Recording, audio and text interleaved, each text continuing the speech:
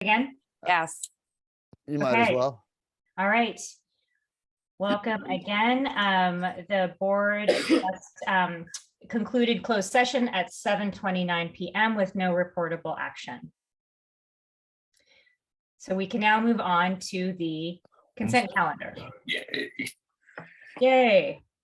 All right. Do I hear a Motion to approve. I'll second. Thank you. Any comments from the board surrounding the consent calendar? I would like to ask everybody, wait, hold on. Am I in the wrong area? Probably. Nope, it's Yeah. the minutes from our last meeting. I would like to retract my request or withdraw my request for further discussion about the community center rentals.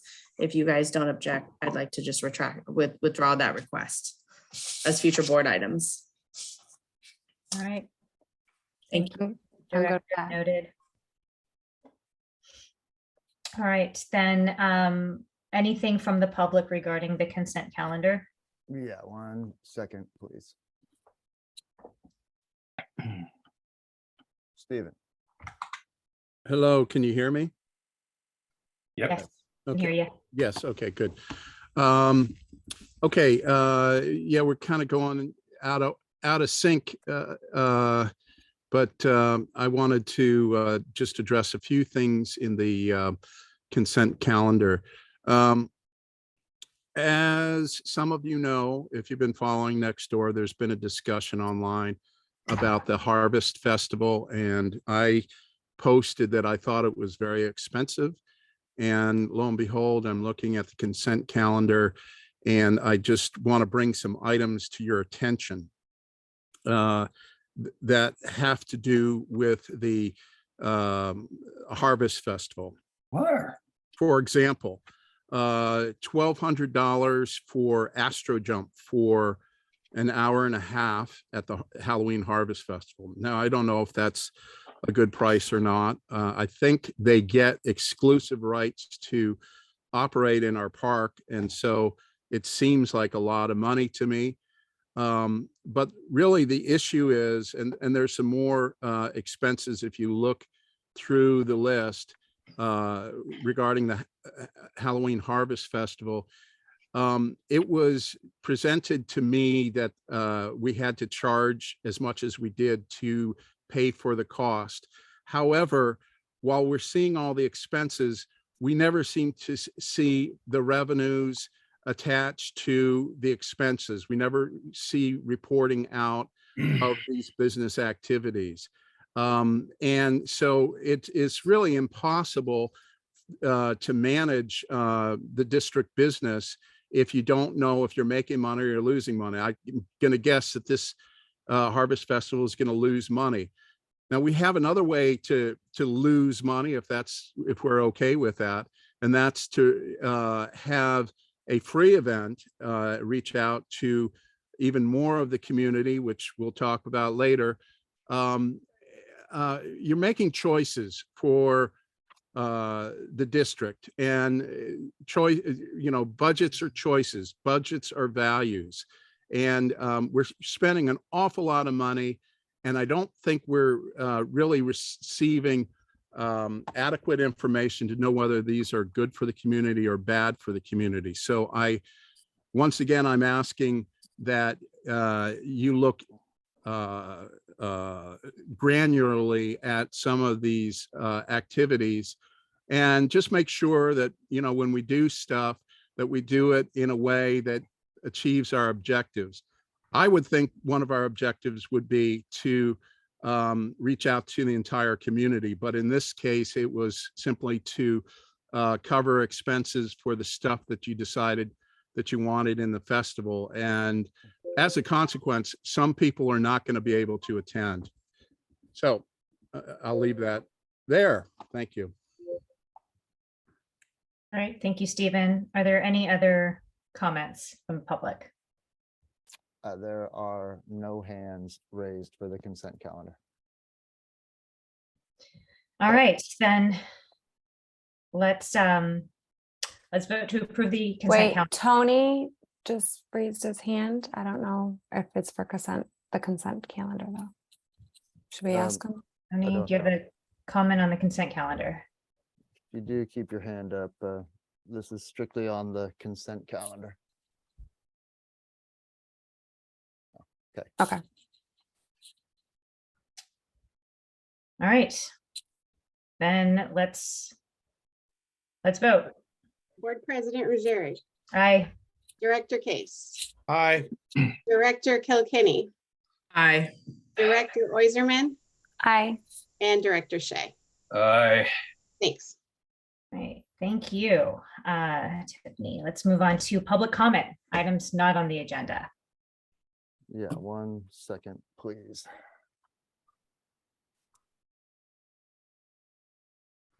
Stephen, What is community? It's the middle name of, or it's part of Marinwood Community Services District. But what is actual community? It's you and me. It's all of us. It's not just you and your friends or you and the people that you know. It's everybody who lives, the 6,000 or so people that live in our neighborhood. It includes people that are renters. It includes some very wealthy people, and it includes people who are on public assistance. And it is my belief that you manage the vision for the district for all of those people. And it's, I think one of the problem has been over the years is the public has not been involved. All of you guys are basically appointed. And so you've never been through the public process. And it's been a very kind of closed club, even though it's, you know, not a closed club, people could join up and participate. But I do think that we need to broaden our vision. There was some activity recently in the park where, you know, it was at the Horseshoe Pit, and the neighbors were upset that things got out of control and the laws were being violated, and it got a little bit frothy, if you will. And it's so frustrating that we've got, you know, a couple of you directors who are part of that group that have failed to stand up and lead for the entire community. That's your charge. It's not to, you know, just represent your friends. And I just think we can all do a better job. We can have a better community. We can get along better. There's no reason why we should ever be in conflict. But I just think, you know, Marinwood is going to go through some growing pains. The great ones, I call them, the fathers of this era, and I would put Cameron Case as one of those people, created community, had vision. And today it's your turn. It is your turn to put forth a vision for the future. Thank you. All right, thank you, Stephen. Any other public comment? yeah, 1 second, please.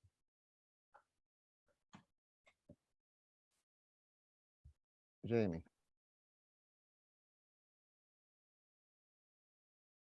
Jamie, you might be muted. Are you there?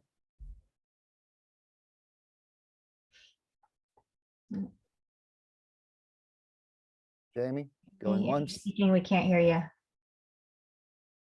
Possibly under the mute thing, if you can select Yeah, your he's- external or your microphone for your computer. If he can't get it to work, can we reserve? Yeah. The time. Yeah, we can come back to you, Jamie, too. Okay, we will move on and hopefully he can get it resolved.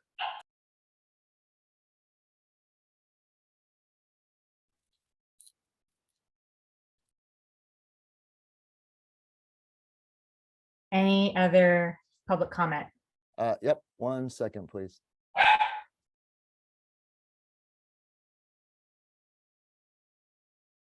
Are you there? Yes, All right. well, I appreciate the previous commenters' take on community. I would like to also remind the board that 12 years ago when this started, this horseshoe pit, this frat bro thing, I think is what it was called, was a group of 12 that has increased itself to probably 40 to 50 at some time, especially during the tournaments when we donate to the swim team. Community. We have a group of wealthy, we have a group of middle class, and we have a group of people who are probably on assistance. But what we do have is a community at this pit. And to hear the noise of 1 to 2 people in the past month after doing this for 12 years, it's a problem for me. The way that I look at it is that we're an inclusive group, that, we might be bullies, and I'll tell you how we're a bully. We see people walking by the pit and they want to participate. They're afraid to ask. So we bully them to do that. And we bully them to come and join us. And we bully them to come join us week after week after week after week. And then look what happens. They've got a set of friends. We have a new friend. If that's the frat bro mentality, I'll take it any day. If that's the Marinwood community that I live in and pay taxes for, I'm all in. I'm not going to take the full 2 minutes. I'm probably only going to speak once because I'm sure that you have other things to talk about. But to come at us like we are something that we're not it's abominable. And if you're going to live behind a park, you're going to hear noise. If you're going to live on a golf course, you're going to have golf balls in your yard. If you're going to live behind a school, you're going to hear kids playing during recess. Thank you. Right. Thanks, Madden. Should we try Jamie again? The hands raised, Sam. Sure, 1 second. Jamie, we will try you again here. Jamie, are you there? You got to press unmute. There you go.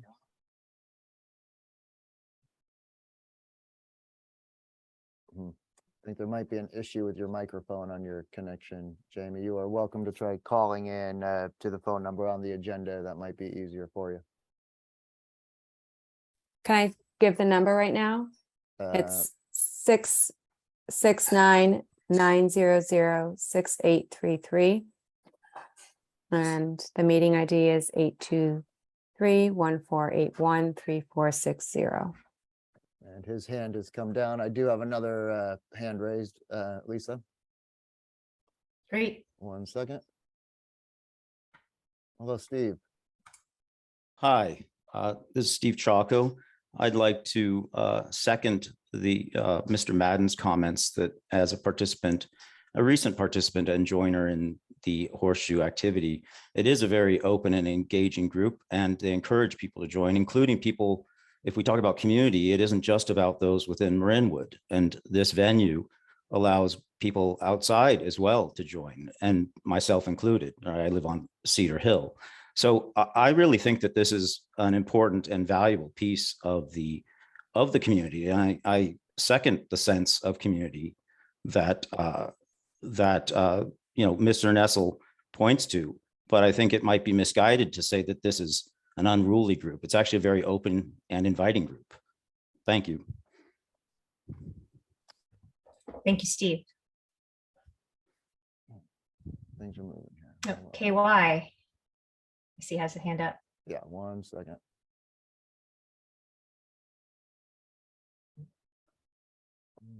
Older version of Zoom. Just promote the panelist. It seems he's using an older setup here that is not allowing him to speak as currently set up. So it looks like his hand has come down.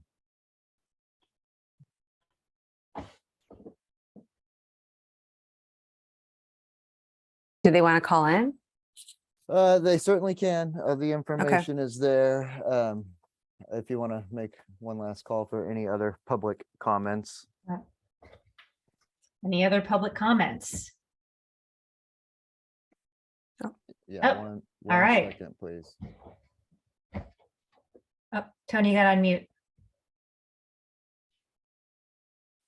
Click the mute button. There you go. Can you hear me? Yes. Good. Thank you for the opportunity to speak to you tonight. I understand the board was copied on the photos, captions, and emails requesting your support to upgrade and beautify the median strips at Sequoia and Huckleberry that are immediately off Lucas Valley Road. I'm of the opinion that what was started in front of the fire station and what our neighbors have done up and down Lucas Valley Road is both an inspiration and an example of what we can do. It doesn't have to be expensive, just tasteful and smart. I believe a small fraction of our tax dollars can go to this modest request.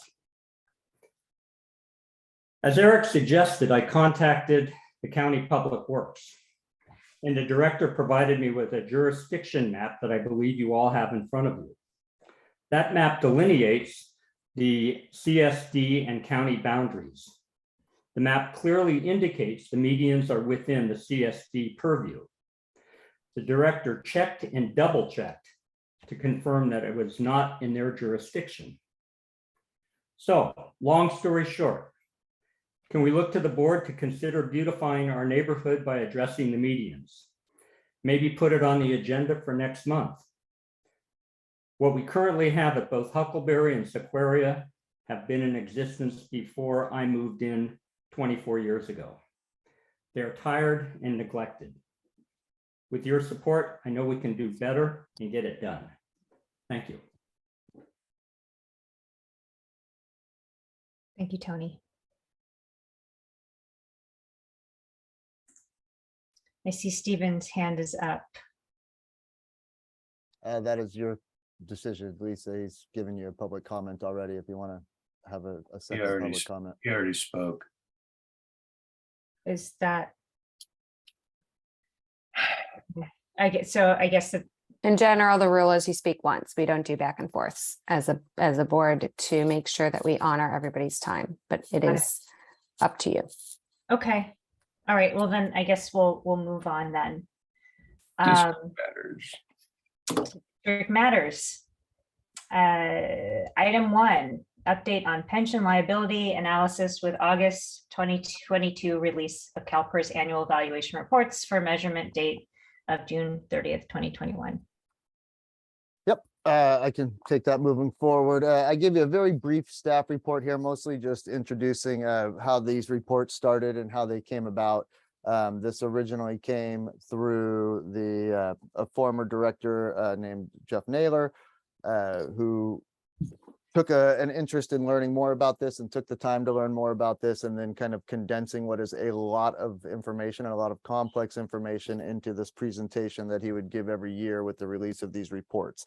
They come out in August of every year, but they are valued to a year prior, much like the OPEB reports that we just had. The valuation date of the latest CalPERS pension reports, it goes back to June 30th, 2021. There's a lot in this report. I'm certainly not going to go through all of it, and I'm happy to answer questions that I can. I have taken a lot of time to get myself educated in the world of pension and pension liabilities and actuarials, but I tell you now, I am far from an expert in the matter, but I think I know more than most. For me, I did jot down some key points here that I think are important kind of for the board to take away from this report, and in no particular order. One being that, the regulations as it comes to pensions and how pensions are funded and how they're calculated, these are set at a state level for us, because we have CalPERS, and the regulations behind even county systems are still set at a state legislation level. There's very little that can be done at a local level, and when I say very little, I mean literally nothing to change how the rules and regulations behind pensions work.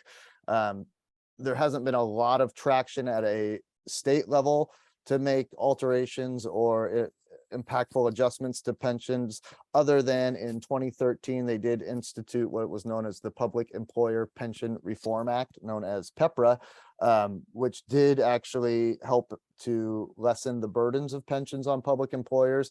However, that applied strictly to employees who were hired after a specific period of time moving forward. That period of time was as of January 1, 2013. So everybody after that date is considered a PEPRA, and they have slightly different calculations that they go by, and their employee contribution amounts are slightly different as well. And then those are set. In the classic, you have several tiers that you could go through in terms of pension calculations, both at a safety and at a miscellaneous level, which are what represent us. The things here that we're really kind of focusing on are what's known as the unfunded accrued liability. This is results when they have a funding formula that consists of what is called the normal cost. This is partly a employer contribution and a modest employee contribution, and then those go into a giant pot, which is then put into an investment market by CalPERS, and they have an assumed target rate of return. Right now, that assumed target rate is 6.8%. It was as high as 7.5% when I first started, and they have gradually eased it down. They do that very slowly and very small in a year-by-year basis, because one small percentage point decrease greatly raises the overall burden, and that would actually bankrupt a lot of cities if they were to drop over a half a point in a single year. It would skyrocket the amount paid, so they eased it in. The UAL does fluctuate annually, and this is based on the actual investment return. So as I mentioned, they have a target rate of 6.8%. That's what their calculations are at for future affordability. When they don't hit those investment returns and it underperforms, the UAL will increase. When they do exceed those, the UAL will decrease. If you look at the chart on page 4 that speaks specifically to the UALs, and if you look at the very bottom row and you start with, starting from UAL 2018 and you move your way down, you will see it had, roughly 5.16 million in unaccrued liability that then increased by 193,000 the following year. It increased because the following year, they only had a 4.7% investment return as opposed to the 6.8. You'll also notice that it dropped dramatically in the most recent year in 2021, going from 5.7 million down to 4.09 million. This is because they had a 21% investment return. The stark thing to keep in mind is all the preliminary reports for the year that just ended June 30th, 2022, was CalPERS actually experienced a negative 6.1% return. This means that not only did they not achieve the 6.8, they lost 6.1%. They achieved no gain. They lost money that was in the fund. So I would expect a significant increase to come to our UAL. And when that happens, we have to make our annual required payments, and those numbers will be adjusted in the same way. So our annual required payment for next year will be lower than what was originally anticipated because of the 21.3% return from 2021, but it's going to jump again in the following year from the 21-22. So everything is kind of accounts in arrears and doesn't impact for a few years after you get these results. There are some methods that can reduce the liability. This is a third key takeaway, one of which is known as additional discretionary employer payments, ADEP for short, which in theory does release the liability, but reduce, but what you're doing is you're paying down your UAL directly to CalPERS, so you're also, that funding is subject again to CalPERS investment. There are third-party or independent, what are known as Section 115 IRS trusts that can certainly help to address this. And you can have more control over the investment risk, be it low risk, medium risk, high risk formula. And then this also goes, any assets you have in those funds actually offset your liability. So when you are booking this and putting on the books and being recorded in each annual audit. They take all of that into account to come up with your total liability number. I know I'm moving a little bit fast here. We, as a district, have certainly taken some steps to attempt to reduce this, and that was primarily through staff reduction. In 2014, the district eliminated 40% of our parks maintenance staff by eliminating 2 positions, one of which included the parks director position, as well as one of the park maintenance staff. And then I want to say it was 2018, we actually eliminated 2 firefighter positions, one of which was with the retirement of the fire chief, and we outsourced that position. And then we eliminated the relief firefighter position. So we went from 11 down to 9. This certainly reduced our future liabilities for pension, but it doesn't remove whatever pension or liabilities were earned up until that point. That always stays with the district, because once they're earned, they are earned. Public pensions are basically considered promises to public employees. You really can't change them. Once you are enrolled in certain plans, you can't then go back down to a lower level plan. These are basically set in stone. And again, these are all legislation that is set at a state level. Marinwood is, like all public agencies, but especially Marinwood, we're definitely challenged in meeting the burden of pensions, primarily because we have finite revenue sources. We receive a small portion of property taxes, we receive special taxes, and we receive fees for services such as the 2 fire contracts that you approved last month with CSA 13 in the county, as well as all of the fees and revenue gained from recreation programs. When the investment returns don't meet and the UAL goes up, it ultimately falls on the district to pay down that amount. And that again comes on the taxpayers and the fee payers that do our services, which can, in cases of some agencies, right now haven't been in that situation, but ultimately reduces the resources you have to provide said services. Hence staff reductions or, reduction in programs or services or scope. Those are kind of the key points I wanted everybody to take out of this. Again, I know it's kind of a long, complex report. I certainly would invite any of the board directors, if you want to meet with me offline someday when we have more time. I'm happy to sit through and try to explain the overall world of how pensions are calculated and the financial burden it places on the district. Probably a more appropriate time, but again, I am happy to answer questions. This kind of goes along with some of the other large financial liabilities that have been presented to the board over the last several months, starting with our identified capital expenditure needs. And then last month we had the presentation on our OPEB, retiree healthcare. And right now you're getting a lot of information about pension. One of the things that I'm looking to do moving forward and kind of coming into the upcoming budget season is looking at, in the same way that we are contributing towards the OPEB trust, does it make sense to do something similar for a pension trust that will help offset this liability and create greater assets specific for this purpose? One of my internal questions I am wondering is, if you look at both of those liabilities as a combined liability, right now we put $100,000 a year into the OPEB trust. It might make more financial sense and be more financially prudent to, instead of starting a pension trust with a similar amount, to actually apply that 100,000 into the OPEB trust, where you might be able to get a larger bang for the buck in reducing the overall district liability. This is something that I will certainly talk to our pension trust representatives about, and we'll certainly reach out to other Section 115 trust administrators to get their 2 cents on this as well. Ultimately, you'd be allocating the same amount of assets into a liability trust, but again, you might actually have greater returns in terms of reduction in overall liability by applying more towards one than a little bit towards both, if that makes sense.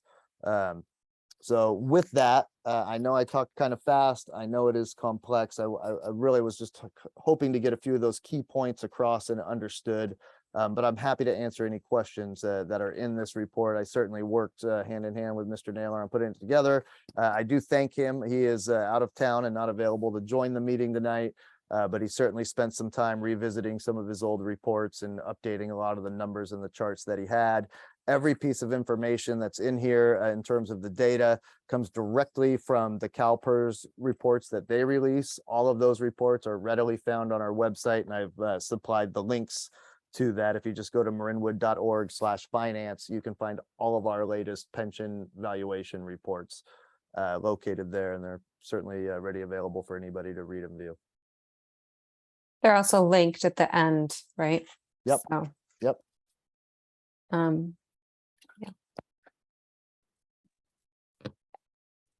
Any questions from the board? I just wanted to make a comment that I was super excited when Mr. Naylor agreed to do this again. In the previous 4 years that I was on the board, he would always go through and explained it extremely well. And I actually think reading this, the way that you and Mr. Naylor went through and did this, was like the most concise and clear way of presenting this that I've had since I'm on round 4. And I look forward to hearing what the discussions occur on whether it's best to pay down or to just to do 2 or just to pay down 1. I'm looking forward to hearing what the conclusion is on that, because they need to be dealt with, and there's no reason to discuss spilt milk. We just have to deal with it. Well, that's a good way to put it, Savon, because you know what it is what it is. And you know, this is based on the plans that we have in place. There's once those certain plans are granted or agreed to, you certainly can't turn back on it. A lot of times CalPERS is kind of referred to as the Hotel California, because once you check in, you can never check out. It's they make it incredibly cost prohibitive to do so. The other pension forms that are out there are actually run through counties, and it's very similar. The legislation for those is also set at a state level, but they're administered at a smaller county level. You know, like we have the Marin County Employee Retirement Association, MCERA, which oversees, you know, a handful of entities, including the county, but the vast majority of employers across public employers across California utilize CalPERS.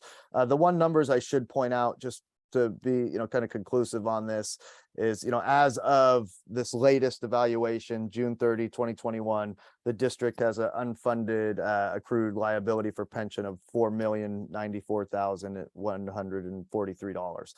That is down $1.628 million from where it was a year prior. But again, that's because of very, very overachieving investment returns in a very kind of overinflated market, which quickly corrected the very next year by having a negative 6% investment return. So I expect things will probably go back to where they were as of UAL 2020.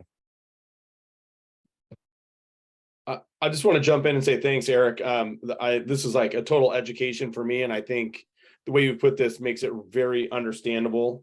And I think it's an example of why you're so good at your job. Is not only are you helping us as a board better understand this and move forward, but also creating like lengthy plans to make our district solvent, so that as we hit bumps in the road, that we don't have to panic, that we've got, you know, a plan in place. And I think that's one of the things that you do really well at your job. Thank you very much. I appreciate that, Chris. Thank you. And I will say, when we first put this together, you know, and jumping off of an old chart, one of the things I kind of brought to this was that this is as much educational as it is informative, because I don't think as this collective of a board, we've spent a lot of time really kind of discussing the nature of pensions, let alone our particular stance in pensions or where our standing is. So we definitely, you know, those first 2 pages are just filled with definitions, because as we were reading this, I'm like, yeah, they're not going to know what half of these things are, because 99.9% of the population of the world doesn't know what these things are. You know, it's again, you could get a PhD in economics and use pensions as your master's thesis on this. So it would, it's complex. It's very challenging information. I am not an expert, but over the past 8 years, I feel I've got myself pretty well educated on it. So I will agree. I found all of this information to be very, very useful, and I learned quite a lot in reading through it. So thank you, Eric, and thanks to Mr. Naylor as well for educating all of us. And I'll be interested to kind of see as we move along. Eric, you mentioned, having more conversations with ways that we can diversify. And perhaps that's something that we could, if we want to have maybe either someone come and talk with us as a board. I think that would be another useful conversation too, or another useful, a useful meeting item in the future. I 100% agree with you. And that was, kind of the approach and tact that we used when we were starting the OPEB trust. And that was implemented in, 2016 or 2017. Can't remember exactly which year, but we talked to several agencies. There's a few big players in the game. We talked to several of the smaller ones as well, and created a short list and had each of them come into different meetings to kind of present their plans and how they operate, and eventually settled on the CERBIT model, the CalPERS Employer Retirement Benefit Trust. Yeah, absolutely. All right, very good. Any other questions from the board or comments? That was the last one there. Public. Okay. Johnny Kearns and Stephen. Yeah, just to be clear, we're looking for comments on the pension report that is included in the thing. So 1 second, please. Stephen. You guys are a little bit more optimistic than I am. But I do once again want to thank Jeff Naylor for putting together a report. It's certainly more helpful than not knowing where the heck we are in the past. So we do have a better focus on the future. Unfortunately, I see the light at the end of the tunnel, and I think it might be a train coming at us. And the reason why I say that is because of the escalators and just the realities of growing liabilities exceeding tax revenues. We don't know the future. Last couple of years, it teaches each and every one of us that unexpected things can happen in the course of your life changes radically. But in general, I do want to commend Eric and Jeff Naylor. I think it's a step in the right direction. The key factor I think we need to keep in mind is each one of these pension liabilities is very, very costly. So we really need to make certain that our staff is going to have their promises. We keep our promises with our staff, but also to make sure that we have a optimal staff levels. I do think we have a lot of people, or not a lot of people. We have maybe more people than we need in the permanent positions, where we could just as easily have them as seasonal positions. I realize that's gets a few people excited, but if you look at the duties of our staff and you look at the productivity in terms of output during the down season, if you will, I think it does support that position. So what I don't want is someone to put in 20, 30 years and not get paid. I want to make sure that everyone gets paid. So nothing's free. Thank you.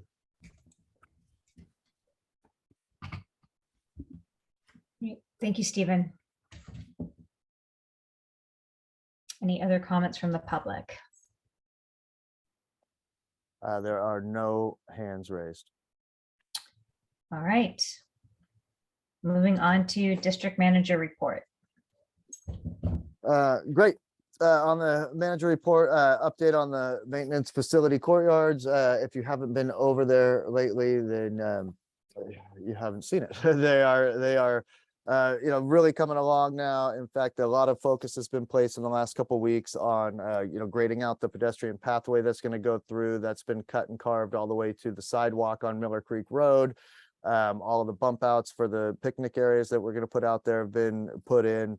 They have started with all of the fence board installation as well. Again, all of the grading and the subterranean drainage systems have been completed. Luke and staff are working diligently on kind of identifying and sourcing the vegetation that are going to go around some of the various areas, as well as the vegetation that goes into the bioretention pit.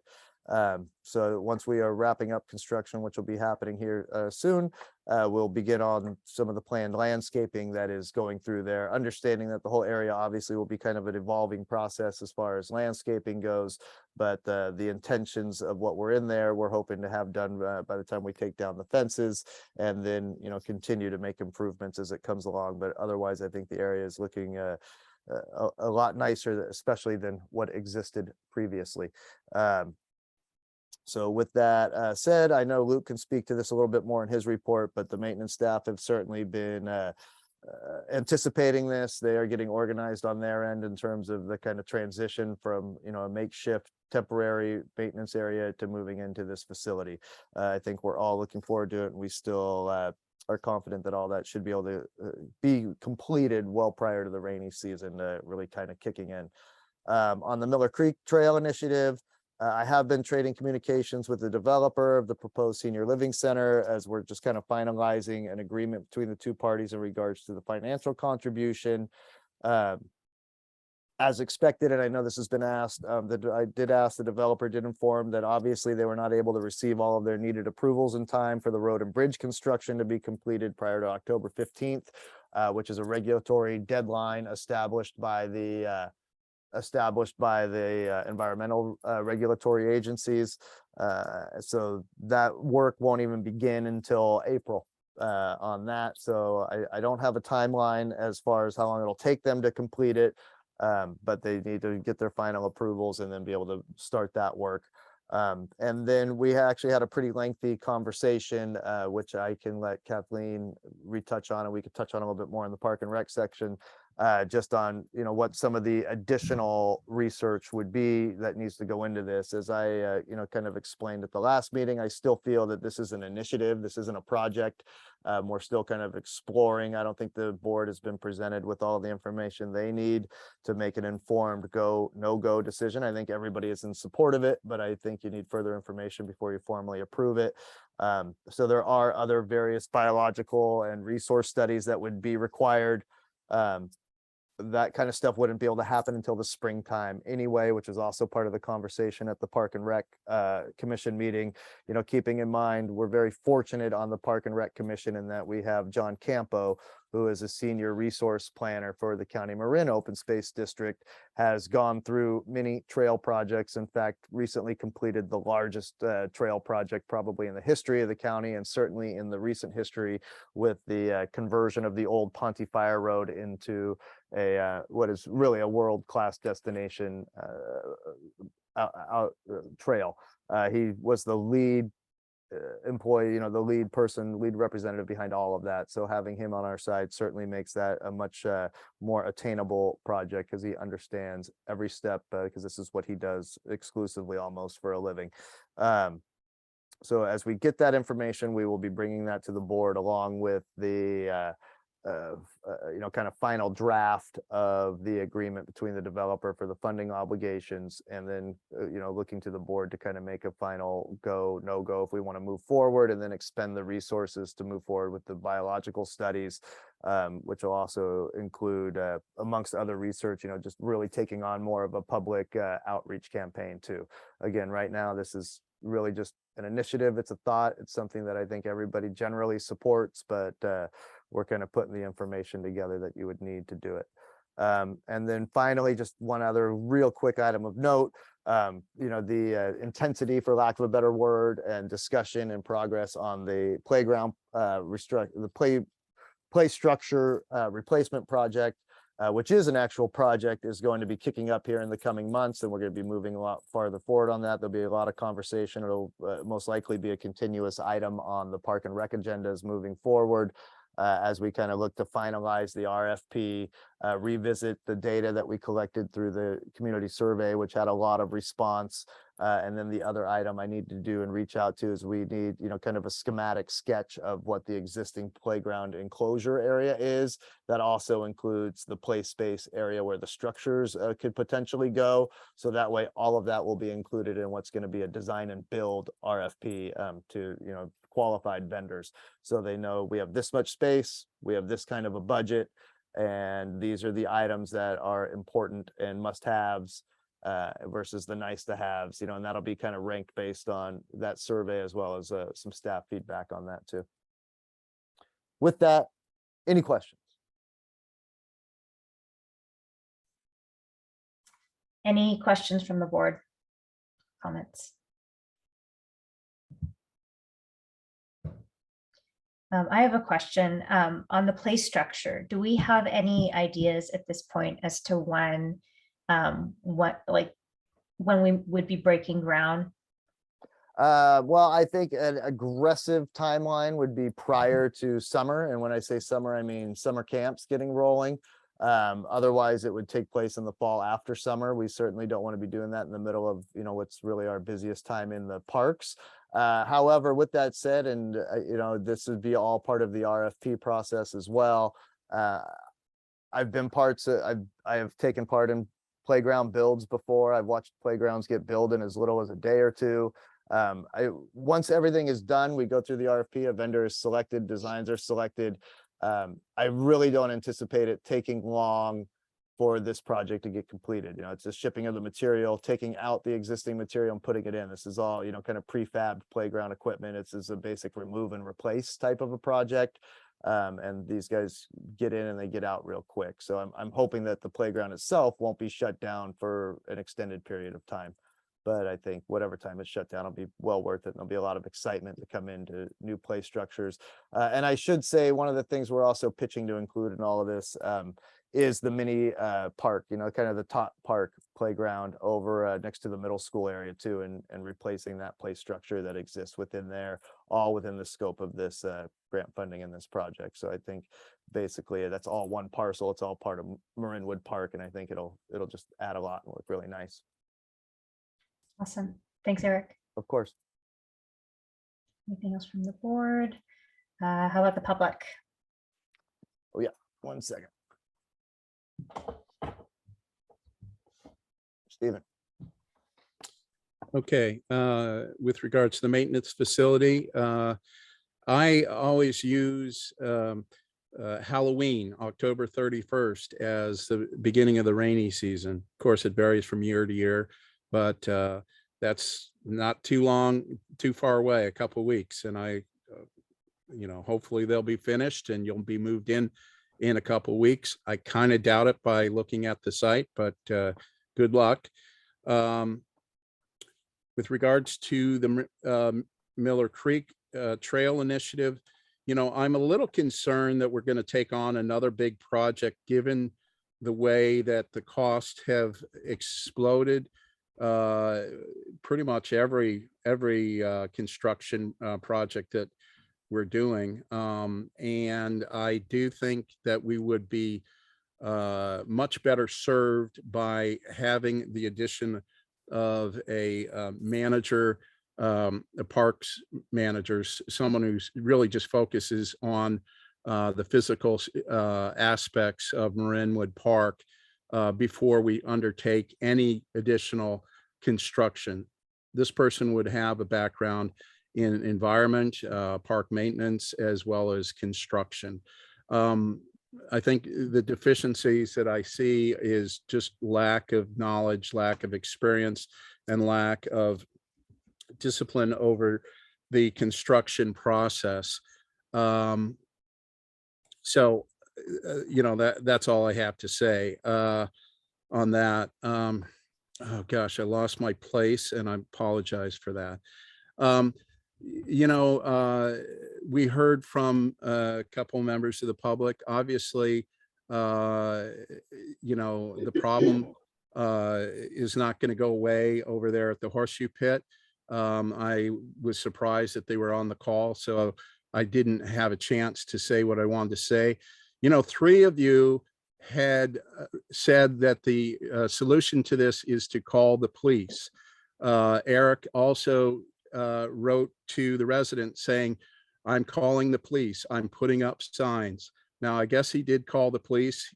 He refuses to put up signs, and nobody seems to want to step up and do the right thing and inform these people, members of the public, that it's illegal to drink in our park. And that's really the only issue. It's not the fact they gather, they're great people. I didn't favor a police response. I favored a mature response, appealing to their better natures. But you guys need to step up and be leaders. Our manager needs to step up and protect the public safety and the rules in the park. He's not doing that.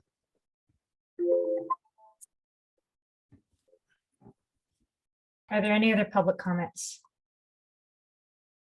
There are, yeah, 1 second, please.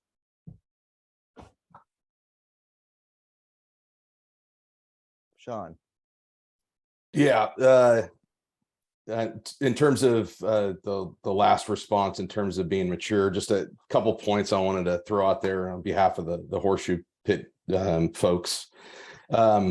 I won't belabor some of the points that are already made today of how long the Horseshoe Pit's been running and how kind of it started. But you know, the guys that are down there, we do take a great sign of pride in that facility down there. I believe we're very respectful and make sure that the Horseshoe Pit is cleaned up every Friday afternoon by the time we leave.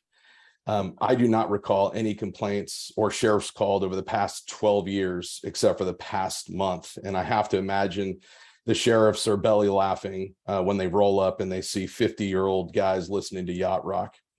For the past 7 years, we have done a yearly tournament, and we've made a sizable donation to the Marinwood Water Devils in that period of time to the tune of about $16,000.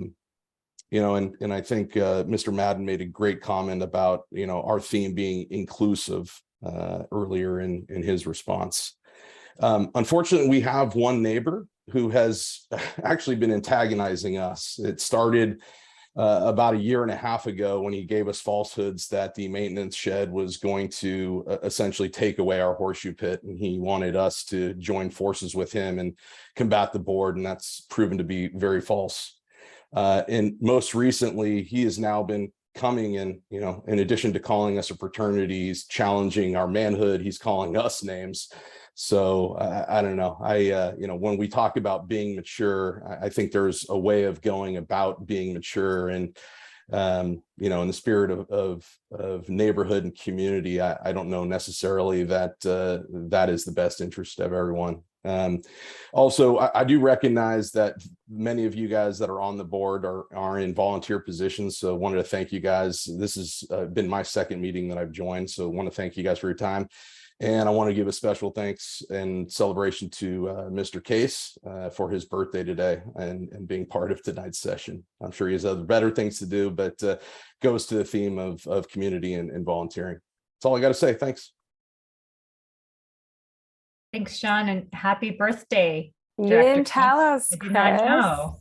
I think we need a round of birthday singing to you. I don't know. Maybe we'll close out the session that way. Yeah. Shots all around. Thank you, Sean, for updating us on him. All right. So I see Johnny Kearns has his hand up. Okay. Wait. Okay, 1 second.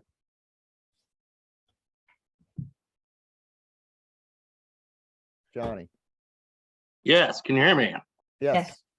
I'll be brief.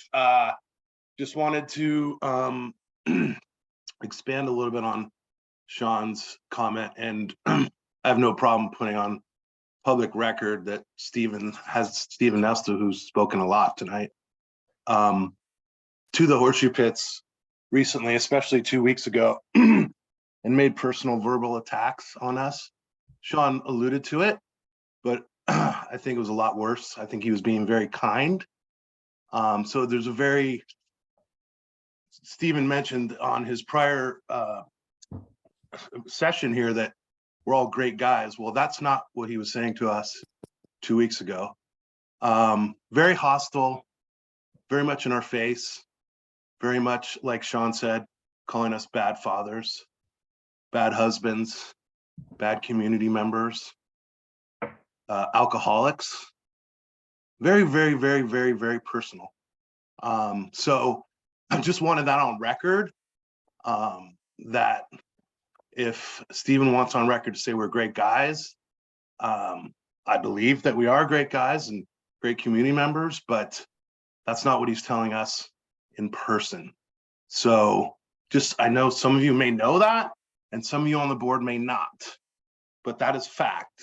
And it's very unfortunate that it's now become personal. We're not offended by it. We're all pretty thick-skinned, but just wanted on record that really no consistency from someone that's causing a lot of problems. So thank you very much. Appreciate all your time, and happy birthday, Chris.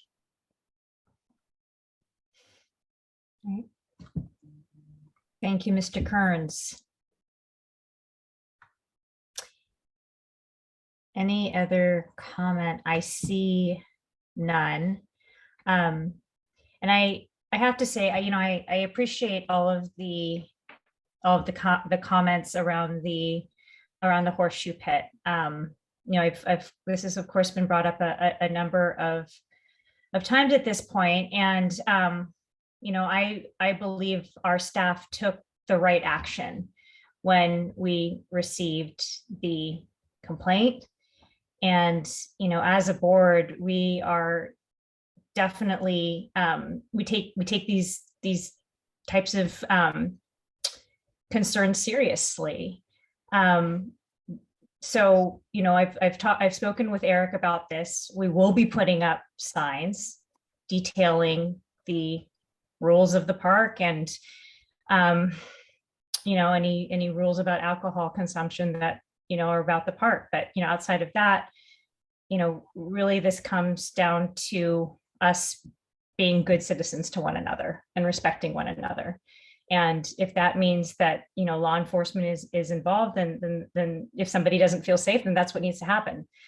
But outside of that, I think as a community, we do need to respect one another.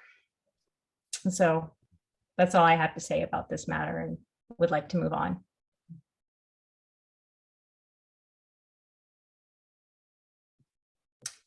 All right.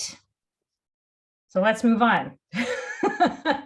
I believe we are at the fire department matters.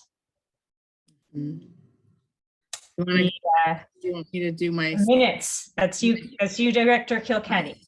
My quick spiel. I just wanted, there's not really too much to share because I don't want to take away from Chief White's wonderful report. But I just do want to reiterate that there really wasn't a big effect by having a bi-monthly meeting. So thank you for approving that and changing that. And Chief White, take it away. Well, thank you very much. First, wait, hold on. Oh, wait, no, we have to public comment. Sorry. Comments from the board. Sorry.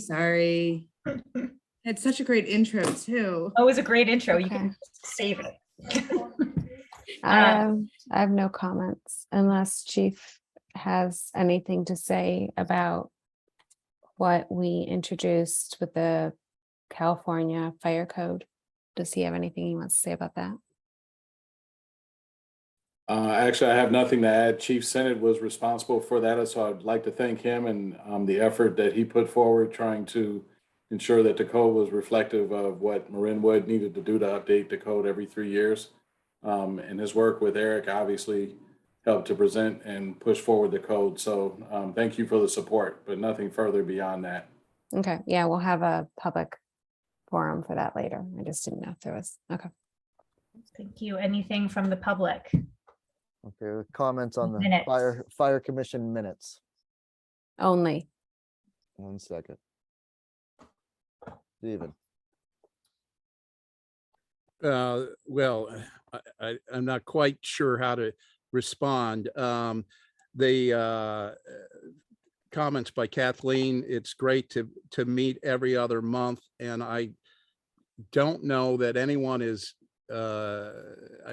served by having the lack of oversight on the fire, what the fire commissions are doing.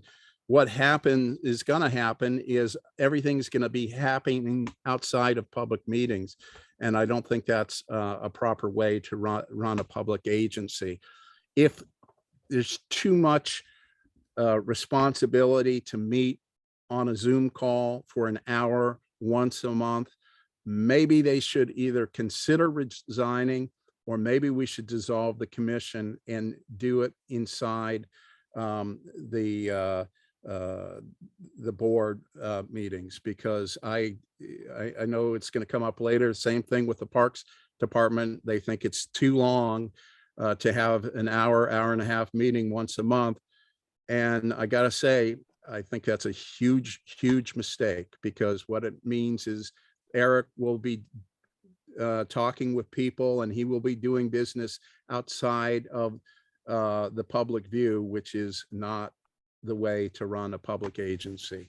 So that's all I have to say on that. The Fire Commission meeting agenda is vague as usual.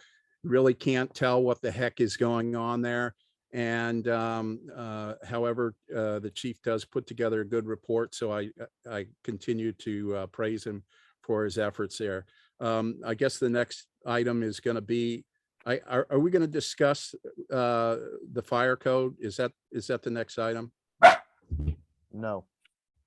So The fire code is going to be, we were told we need to introduce it, and then the next board meeting, there'll be an open forum for discussion. okay.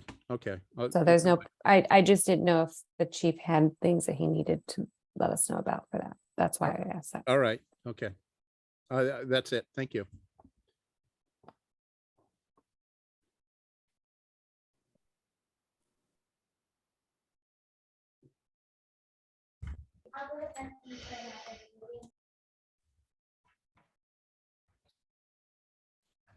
All right. So moving on. Do I redo my intro? Go ahead. And on to you, Chief White. Well, thank you for that fantastic introduction. It's great to be back, and happy birthday to you, Director Case. Hope you've had a great day so far and a great year ahead. All right, so I'm gonna get into the meat and potatoes here. The Marin Wildfire Prevention Authority. We had the Institute Insurance of Business and Home Safety created a wildfire prepared designated program. And in that program, homeowners have the opportunity to try to receive a designation as a prepared homeowner resident for insurance purposes. And so with that, the homeowner is asked to do a self-evaluation and complete a checklist, and then submit a request to have someone come out, a third-party inspector, come out and inspect your residence to see if you qualify for that designation.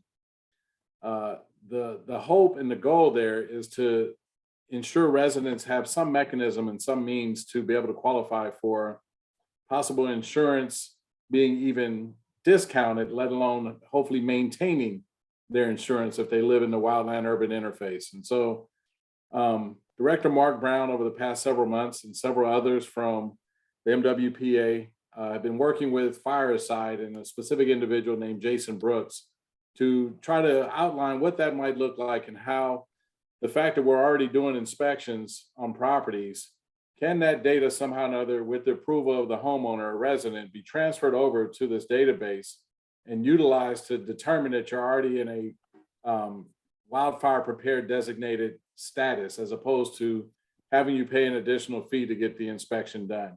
And so the hope is, as they move forward with this and they continue to meet and refine the product, that they've outlined and established and landed on 6 steps right now to try to make this conversion possible. But the effort's underway, and with the homeowner permission, we'll be in a position to try to put something forward that may be of utility to many of our Firewise communities and many of our individual homeowners who have a very safe footprint already, but the insurance industry is not either aware of it or looking to either increase rates in that area or somehow or another even pull back and not write new policy in that area, if not outright canceling. So this is an effort right now that's underway, and the hope is maybe there'll be something in place here in a relatively soon compared to what several months have already elapsed. They don't know that there's a need for several more months to elapse. So I'll be providing more updates on this as things progress, hopefully fairly rapidly. They do have some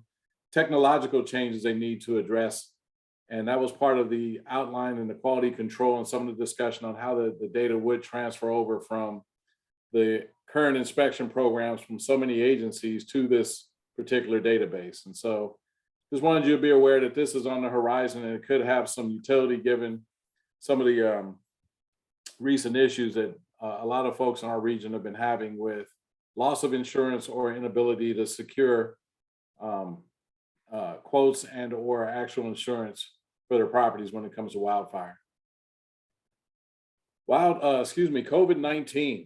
I've been saying for a long time, I hope things are moving in the right direction, and I get the sense that they are, just by virtue of not as many folks masking up, not as many infections that we're hearing about here in our country and here in the Bay Area in particular, and here in Marin County.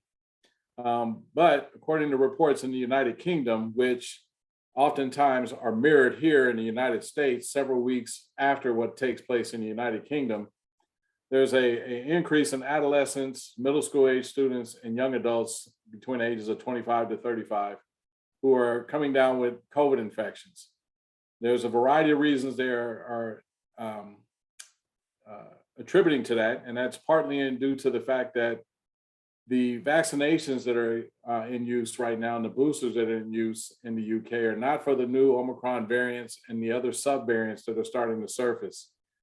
Given that, there's also an increase in the number of students who return back to school as an example. And so as you can imagine, increase in COVID infections combined with increase in flu and cold and germs being spread.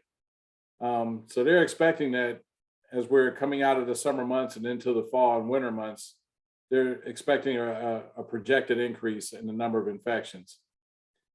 On top of that, you have the recent passing of Queen Elizabeth and all of the thousands of people that gathered in close proximity to one another. And there's the concern that this might actually increase infections due to those massive gatherings. And so for the next few months, next few weeks, they'll be looking and paying close attention to see what the infection rates are. They're also projecting that here in the United States, there may be an increase in the volume and number of infections by virtue of fewer people opting to become vaccinated or boosted.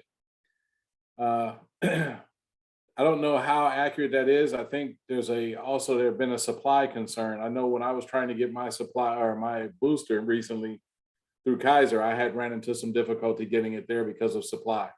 So I think there may be a combination of factors that could weigh in on whether or not folks are getting boosted or vaccinated. But also I expressed this concern in the past about at what point will the members of the department become vaccine weary, and at what point will society as a whole become vaccine weary? And so I don't know that we're quite there yet, but I just have a sneaking suspicion that that's playing into the decreased numbers of vaccinated and or boosted individuals. And so with that, there are some new variants that are surfacing, and they're offshoots from the BA.4 and BA.5 vaccinations to now becoming the BA.6 and BA.7 and BQ.1.1 and all these other acronyms that I couldn't tell you which one is what, but so far it doesn't seem that any of those have the deadly effect of the original COVID-19 virus. And so that's hopefully the way this continues to trend, and we don't see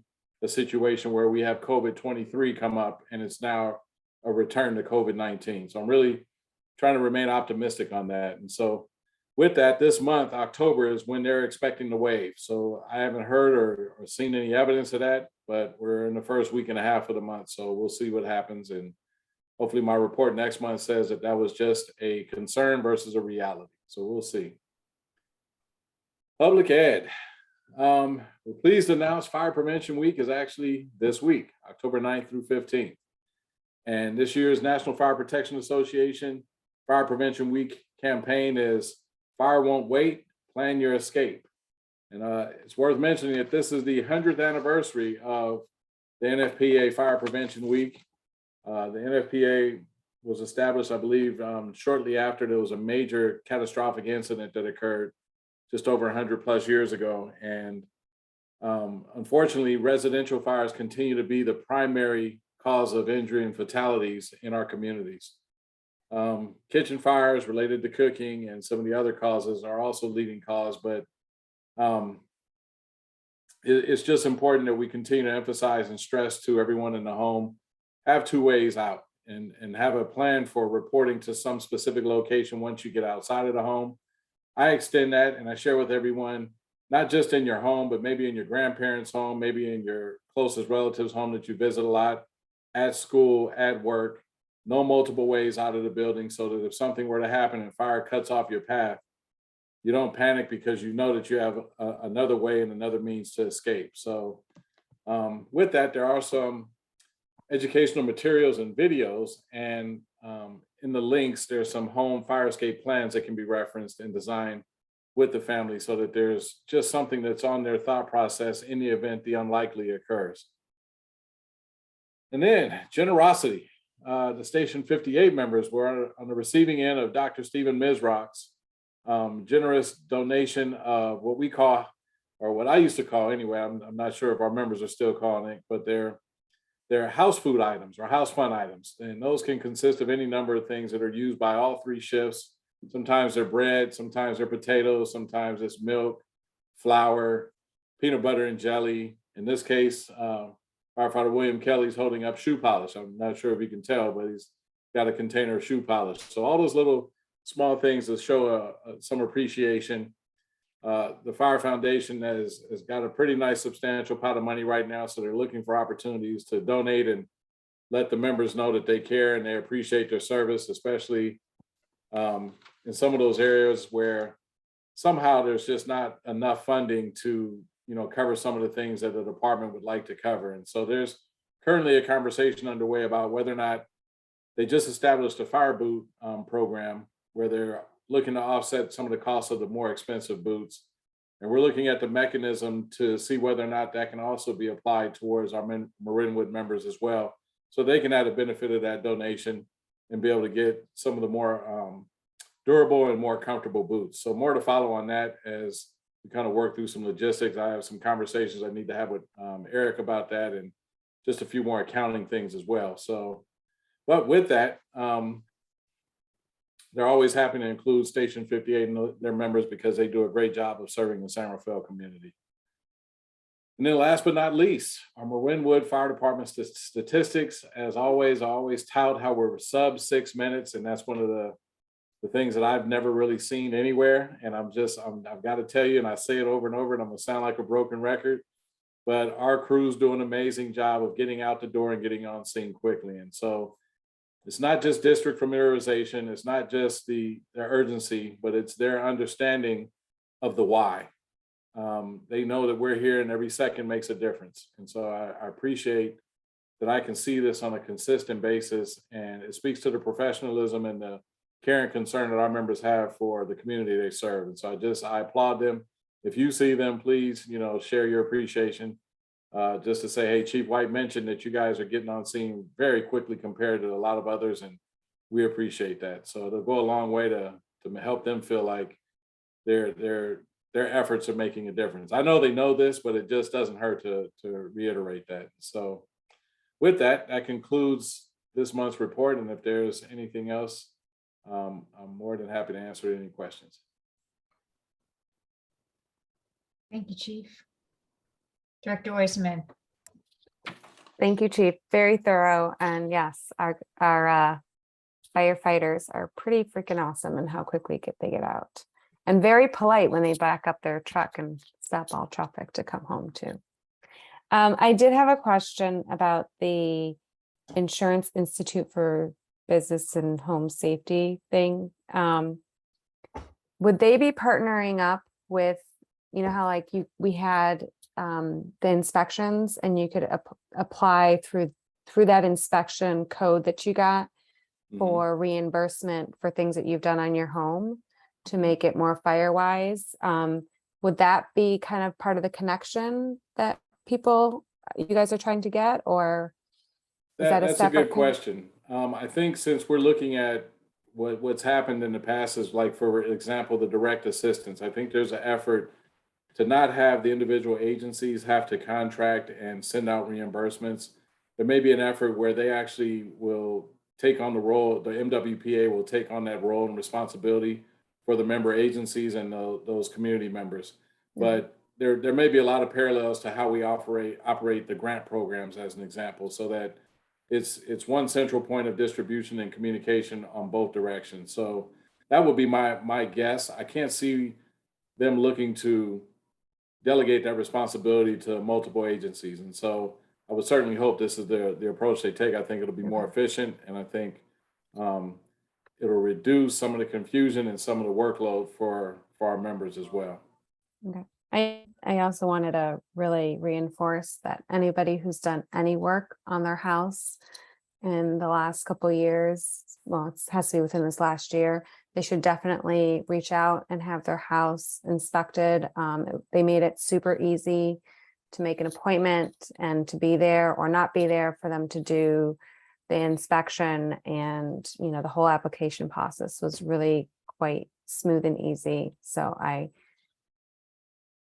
urge people from our community to use this pot of to be reimbursed for work that you have to do on your house anyways to make it more fire-wise. So Thank you. Thank you. Anything else from the board or questions?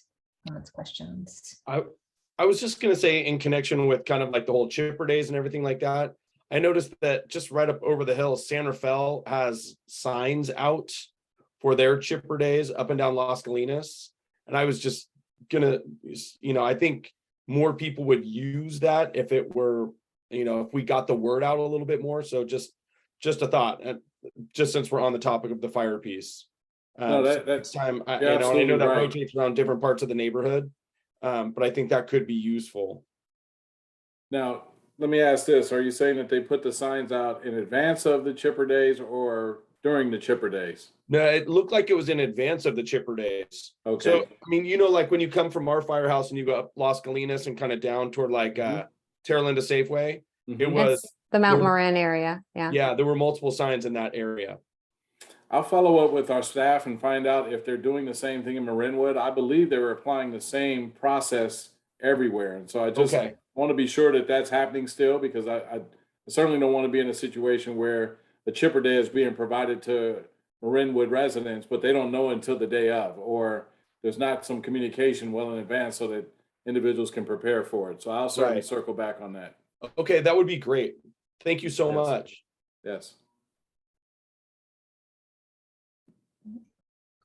Thank you. Anything else from the board? All right, then from the public. Sure, See two hands up. yeah, 1 second, please. Oh, Gedge. Are you there? I see you're not muted, but we can't hear you.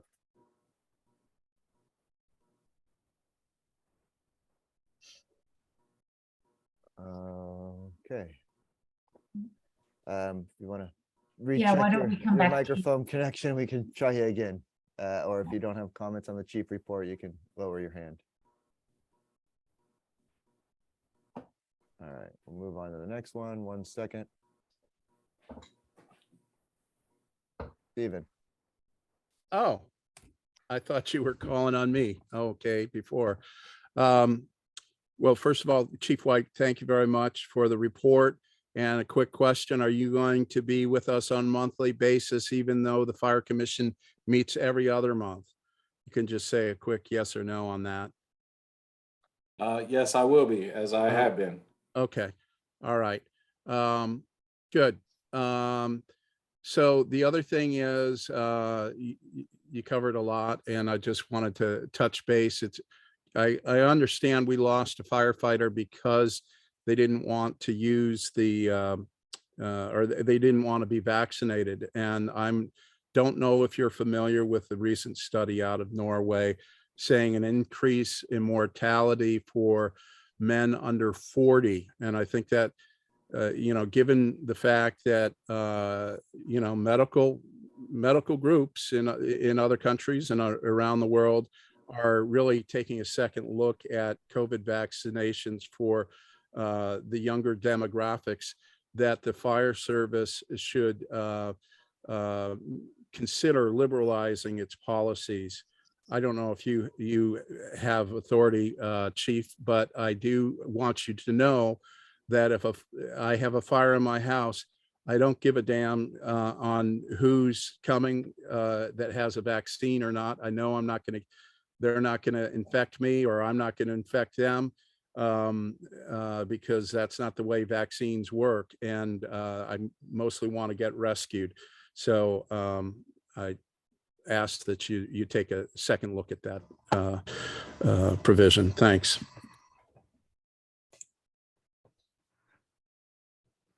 All right, thanks, Stephen. Should I respond, or are we're just taking comment? We're going to finish public comment. We'll see if maybe we can get Gedge here. Let's try again with Gedge. Hello, Gedge, are you there? You need to unmute yourself, please.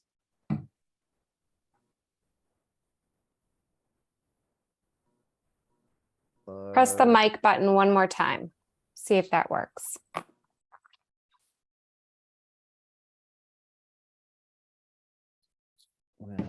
They're staying muted. I'm wondering if they're not meaning to make comment at this All right, time. no, I think we move on at this point. Gedge, we can come back to you. So yes, Chief, if you would like to address. Now I have a new Gedge. Can I try the new one here? 1 second. I'm sorry. How about this time? Can you hear me now? Yes. Yes. Well, it's only been 3 years that I've been using this thing. I just figured it out just now. Sorry about that. All good. Sorry, I'm late to the party here.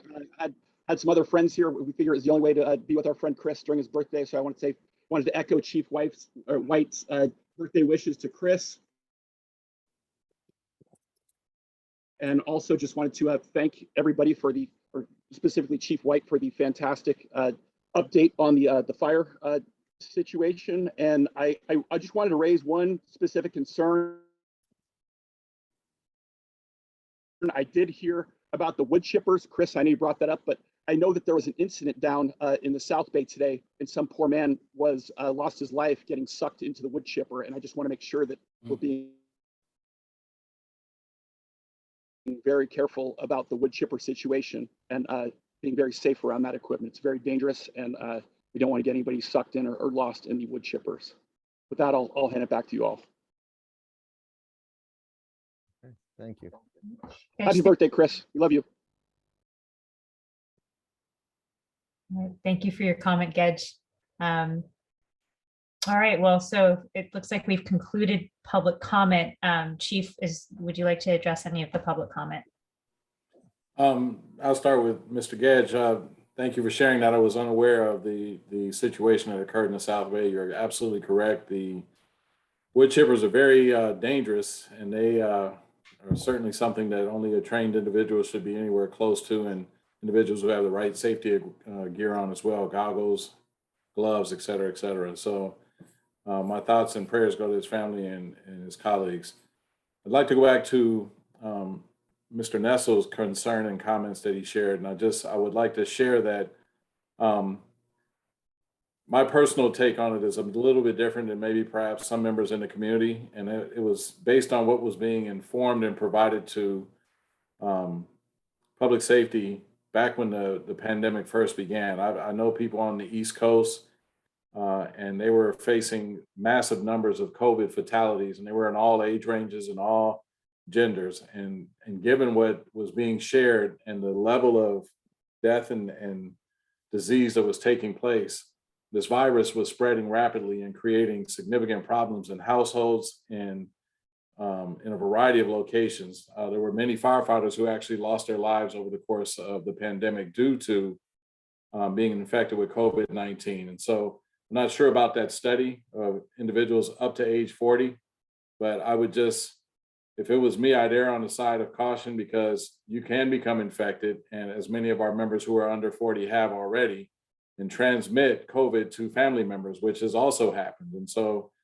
it behooves us to be responsible. We don't want to be the individuals that are responding to a call and bring the problem to the people we're supposed to be assisting and protecting. And so given that, it wasn't in my authority, it was through a higher level of authority where the decision came down. County Health and others make the decision on whether or not vaccination is required. Again, I have my personal thoughts on it. I even had initial concerns about how fast a vaccination or vaccine had been developed. But ultimately, I think, when you're looking at the magnitude of what was occurring and the rapid rate of spread that was occurring, our society and our county in particular did an excellent job of preparing and or being vaccinated to prevent transmission and infection through all age ranges, whether they be the youth, the adolescents, the young adults, the middle-aged, and or the senior, who are very vulnerable. So I share that to say, I'm hopeful that we don't see this again ever. We're 100 years removed from the last pandemic, and I think we did a fairly responsible thing for the most part, but there were individuals who felt strongly, either because of medical reasons or religious reasons, that they should not be vaccinated, and we have to respect that. But there's still tough decisions that need to be made in public safety in the interest of the employees that are here on behalf of public safety. So, this everyone might have a different view had we not taken the steps we had taken as a community to be more prepared and to be more vigilant and reduce infection rates. We lost a few hundred people in Marin County, and if we could have avoided losing one person, imagine, the success from that. But losing a few hundred people, that has trauma to other family members and people that knew those individuals, and whether they were workers or whether they were just community members. And so let's honor our thoughts and prayers about them, but we certainly will be there to respond and provide assistance no matter what in times of crisis, pandemic or not, as you've seen. So thank you for your comments. Lisa, if you don't mind, can I just clarify a couple things too, kind of following up? Chief, you appreciate all your comments there. Thank you very much. And just to clarify, the Marinwood Fire Department, and I know that, we work in unison with other departments, but the Marinwood Fire Department has not lost any employees due to an unwillingness to be vaccinated. That just so to be clear on that. And then in terms of the accident that was mentioned, I actually heard about that today as well. I don't know the details of it, but I just want to reiterate that for the chipper days, the function of doing the chipping and the hauling is actually contracted out to licensed professional tree maintenance firms. So this isn't kind of firefighters or volunteers that are going out and doing this work on chipper days. This is actual licensed bonded tree companies who are doing the work, experienced tree companies who have earned and been awarded the contract to do this. Thank you for the clarification. All right, then let's move on to Park and Rec. Thank you, Chief. Thank you, Chief. Thanks, Chief. Thank you. So that's me. It's Thank you. 10 this month. So I attended the PNR Commission meeting in Chris's place, and I have to say it's a really great bunch of people who really are passionate about the open space and what they're presented with. They also had the request to go to bi-monthly meetings, but that was discussed at prior meetings as well, and then it just became the formal request at this past meeting. We did discuss putting picnic tables or benches or something in open space. Some of the commissioners are going to reach out to Chris offline. There hasn't been any really form or a request to put in front of us to further this discussion at all. They're kind of still in the discussion phase. So there's not an action for us to take. And then I'm just trying to look through my notes. They're going to look into the play structure. There was a request for the bathrooms, I guess, but I think that like prior meetings, Eric still has to do, if we decide to even go that route, there's a lot of research that has to be reviewed and discussed. And then again, no former action has been put in front of us to warrant our time at these meetings yet. So I think that covers it. Did I miss anything, Eric?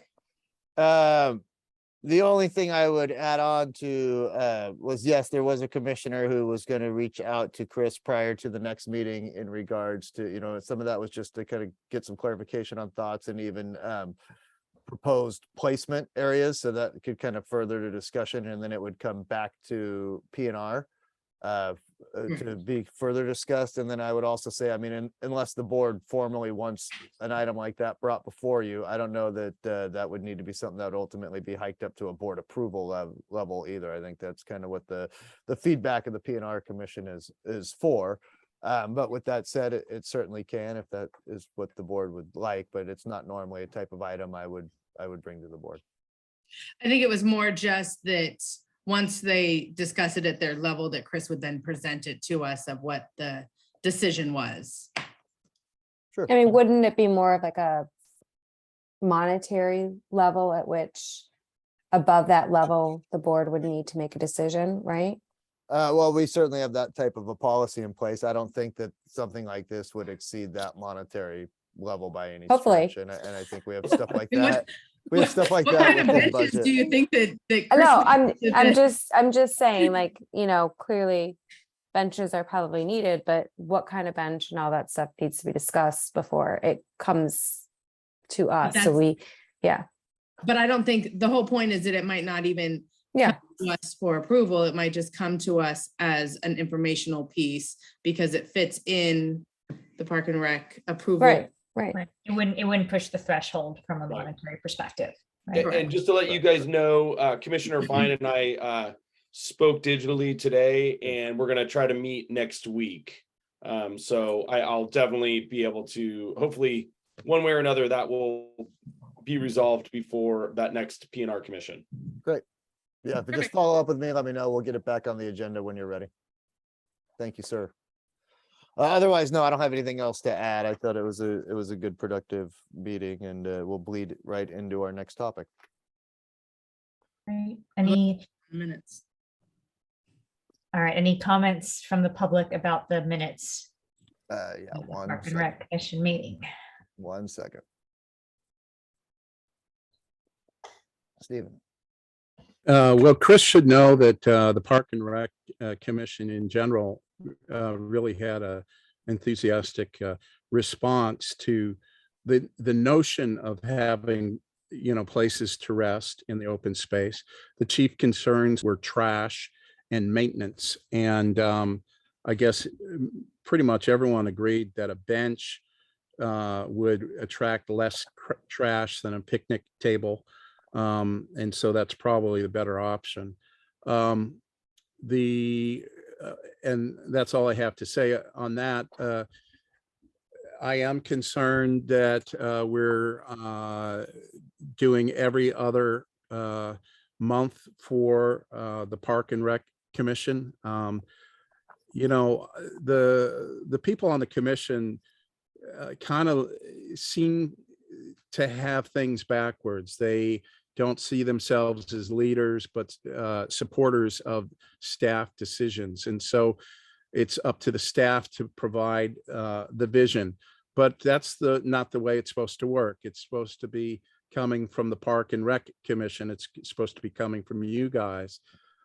Honestly, I think we're going to run into problems if we go every other month, because what is going to happen is Eric, as he mentioned several times in the meeting, that you can talk to me offline. I'll get back to you on that. There's going to be a lot of communication that doesn't happen in full view of the public, and the public engagement is going to decrease noticeably.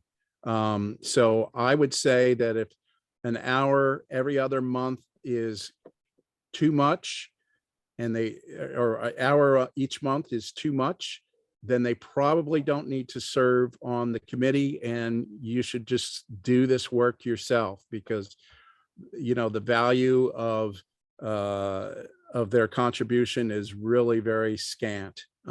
So anyhow, you probably don't agree with that, but I'm gonna let you hear it anyhow. Thank you. All right, thank you, Stephen. Any other comments or questions from the public? I don't see any.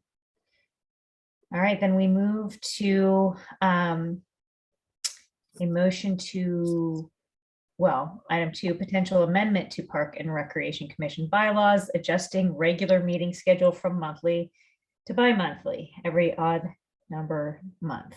Is there a motion? I make a motion. I'll second. Thank you. Comments from the board?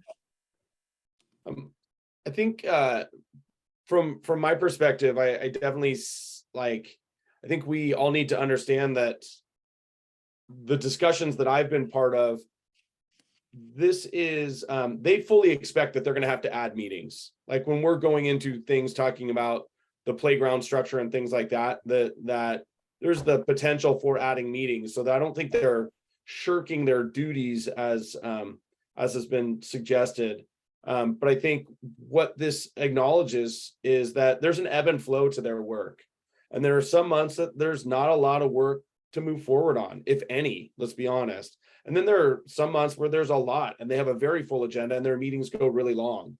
And so I think this is just an acknowledgement of, that we will plan 6 definitive meetings, and then we will add more depending on what the flow of their work is.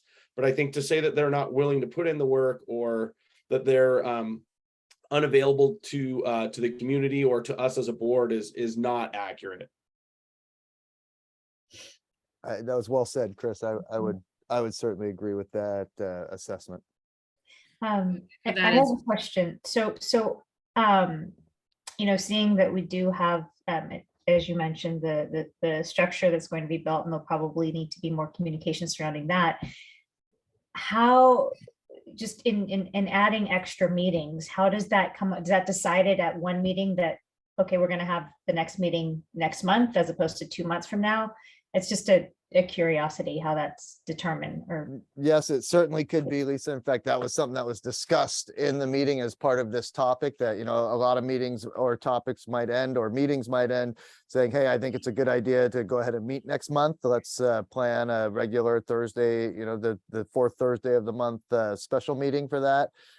Or in the event that things do come up that we want or need, or the Park and Rec Commission identifies a reason to meet, it's a very simple process of contacting staff. I'd get in touch with whoever the Park and Rec chair is at the time and scheduling a meeting, and with the strong preference being keeping it to those 4th Thursdays. Obviously it doesn't have, or 4th Tuesdays, I mean, it doesn't have to be, but that would be the preference, just because that's kind of an ingrained schedule. I think Chris kind of hit the nail on the head of it. It says, look, we know we're going to have these regular meetings 6 times a year, but there's nothing preventing us from meeting more often and continuing in a monthly fashion as circumstances dictate or necessitate. So yes, to answer your question, it certainly could be decided at the end of a meeting, or it could come up between meetings. Or like if we say add- that, sorry. Can I just add that there was also a little bit of discussion about, usually the PNR meetings are trying to get, an hour. And there was also discussions that if they have to do an hour and a half or something longer to kind of tackle whatever's on their agenda too, they're also willing to do that. So I agree with what Chris says as well, is that they're still willing to do the job. They just might not have to do it every month. And then if we have probably agenda items that we're going to kick back to them that we want them to do, we're on the 2nd, and it can easily call them up for that month if it was an off month for them to come do it. I mean, that's the nice thing of us being at the front of the month and later on. Yeah, that's a good point. Yeah, so the commission will remain accessible. Yeah, absolutely. Makes sense for now as a framework. Okay, thank you. Anything from the public? Yeah, 1 second.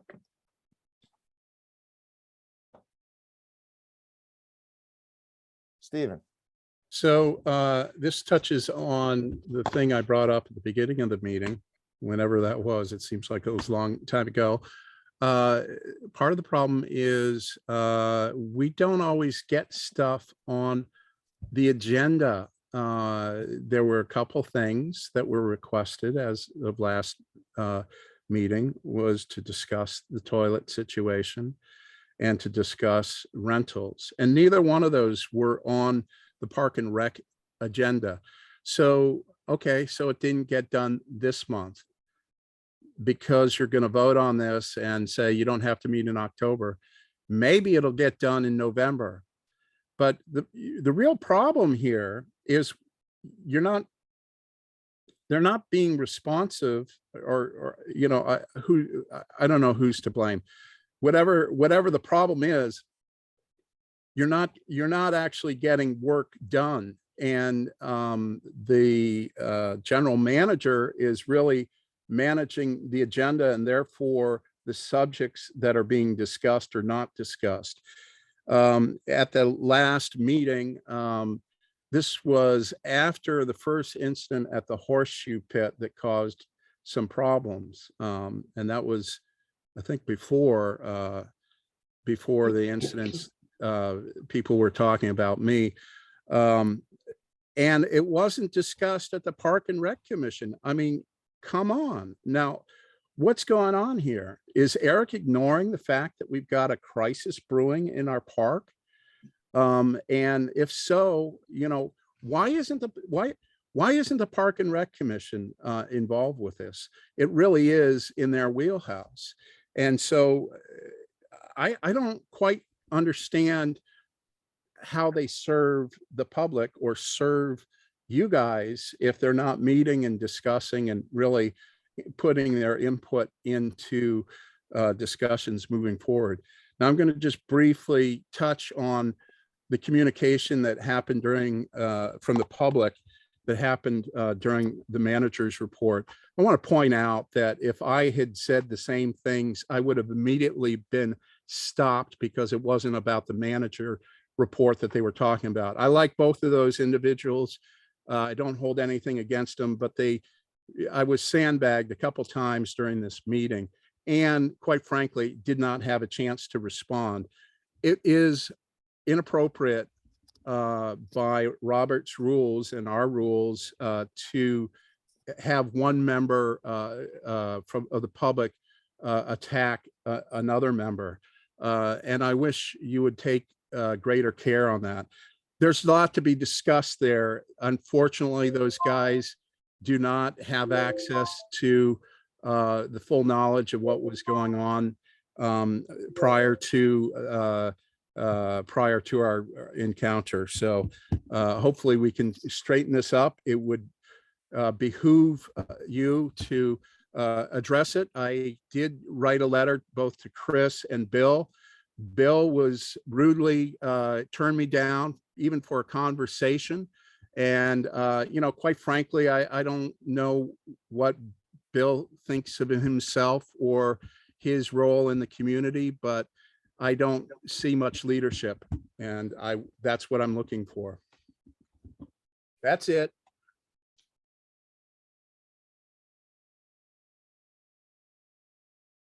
Can I? They're muted. Sorry.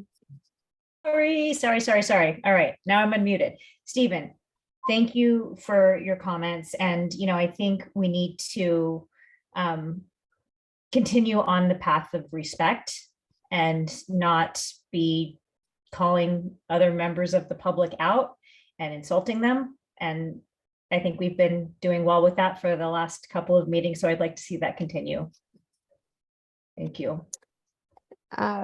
And just to confirm that some of the things that were not discussed were because there's internal things like research going on. And so there's no point in discussing something that we actually haven't done the research and have nothing to present yet. So those are the reasons that things are not on the agenda and will be in the agenda once Eric and his staff, who've been extremely busy with finishing up the summer season and the pool, have some time to actually do research. Correct, Eric? Yeah, we will certainly look into it. Thank you. Yeah. But I agree with your notion, and bringing incomplete information doesn't help anybody. Thank you. All right. Sorry, Lisa, go Okay, ahead. no, that's good. All right, so then that brings us to a vote. Yes. A vote. That's right. We did have a thing to vote on. I remember. Board President Ruggieri, Aye. Director Case, Aye. Director Kilkenny, Aye. between giggles, Director Oiserman, Aye, no and Director giggles. Shea. Aye. Thank you. Definitely no giggles. Thank you. And All right, so thank you. Moving on to the recreation and park maintenance activity reports. Thank you, Luke, for being here at 9:15 at night. Yeah. My pleasure. Thanks, everyone. I'll try to stay brief, but I just want a couple things to touch on. We did just conclude the 2022 pool season on Friday, and I just want to give just a thanks to Robin and Carolyn for helping us get through the season without our recreation supervisor this last couple months, and also just want to acknowledge our high school staff working down there. We've had some really stellar lifeguards and pool attendants and swim instructors working this fall. And once the last of our college guards went off to school, it really was like a pretty young crew down there, and a couple handful of them stepped up and really took on some leadership roles to help us get through the rest of the season, especially without without John Paul working through the end of the season. And it was I was really proud of them, and it gave me a lot of optimism for the next pool season. We really have a good crew down there. We've got a lot of camaraderie, a lot of responsibility, and we've got a good group to go into the new season. So everything ended on a high note, and while I'm relieved that we get a little bit of a break from the pool, managing the pool for a few months, it did end on a high note, and I'm really happy about that. The next big thing on our agenda, there's been some talk about this tonight and in the last few days, but our Halloween Harvest Festival takes place this Friday from 5 to 6:30 here at the community center. It's actually we're gonna do the event in the park following the success of last year's event, which went really well. We held the event. Usually it's an indoor event just because of the weather and things in the fall. But last year, during the continuing pandemic, we're one of the only departments, actually one of the only people running anything last year for Halloween, and we did it outdoors for obvious reasons. And it was actually a really good event, and we had a really good turnout. So we decided to do a little bit of a repeat of that. So this year's Halloween Harvest Festival includes a bunch of different, I think we have like 14 different arts and crafts and carnival game stations. We have some refreshments and a couple bounce houses, and then we have a pumpkin patch, and everyone that shows up will get to take home a pumpkin. There will be some decorating options here. We don't usually do carving at this event because our event's so early in the month that by the time Halloween comes around, those pumpkins are just toast. So we let everyone decorate them now, and they can carve them later. But it's by far our most popular and well-attended family or children centered event each year. And so we're really looking forward to it. I'm thinking if I left anything out here. Oh, and just I think we do, just to put some more information out there in case there's questions, but this is kind of a unique event in the different things going on in for Halloween in Marin. This is a lot of the different events you'll see throughout the different cities and different organizations. They tend to be trick or treat events where you can just go from place to place and pick up candy, and it's a chance for kids to show off their costumes. And sometimes there's a magic show or live music or something. But ours is one of the only events that actually features activities and hands-on games and arts and crafts, and a chance for families and kids to interact with staff and do activities and hang out and have a more kind of carnival-esque atmosphere. And so we're really proud of that and being able to offer something unique. And it's not just a trick-or-treat event. We do open up our community center for trick-or-treating on Halloween as well, but this is something that we do additionally, where it's a very staff-heavy event. We put a lot of time and effort into making it a high quality. We have some really high quality customized original carnival games and arts and crafts, and everyone comes home with a pumpkin, and it's a really good time. So we are really excited about this year's event, and we're really looking forward to hope you're all able to make it.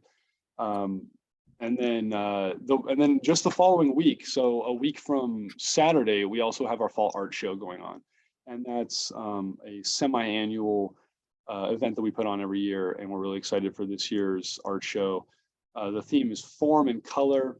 I'm not sure exactly what that means, but I know that every year we have some really stellar artwork from some of Marin's finest artists, and it's a really unique event in our offering each year, and we get a different crowd, and it's a really special time, and I hope you guys are able to make it. It's from 3 to 7 on Saturday the 22nd, and it's kind of an open house event, and it's always a lot of fun. So I hope people will be able to come to that, and we're doing a lot of marketing and promotion for that. On the just an update on our staffing situation, we are recruiting and advertising for our open recreation supervisor position right now, and we are hoping to start conducting interviews by the end of the month. And so I will have an update about where we're at in that process at the next meeting, and I'll let you guys know what's going on with that. On the Park and Rec report, Park and Rec side of the park side of my report, the staff have been completing some of their turf treatment in the two parks that have turf right now, including the pool, and things are looking really good. We're just restoring a few areas. We've got fencing up on the big field, which will come down, I believe, next week, and I'm really happy with how that's going. We completed some irrigation work out at Creekside. The staff are now kind of switching into the winter mode and looking ahead to the possible rainy season, doing some creek erosion control and prepping for that, which includes assessing a lot of the trees along the creek, cutting ivy off of the trees to make sure that those trees stay in good condition. The trees along the creek are kind of our best defense against erosion. So we're trying to keep all of those trees in good condition. And one way we do that is by making sure the ivy doesn't take over. So we've been kind of taking time out of each week to go and move on down the creek and assess that and deal with the trees that need attention. We've also begun our inspections of the V ditches and culverts and drains throughout Marinwood to make sure that those are free of hazards and damage, and make sure that the water is going to flow if and when we get that rain, that there won't be any hazards there. So that's a big process, and we just have to go through and walk all of those ditches throughout the district. And so we've started that. We've got a lot more to do, but in the coming weeks we'll complete those inspections and work that's involved in that.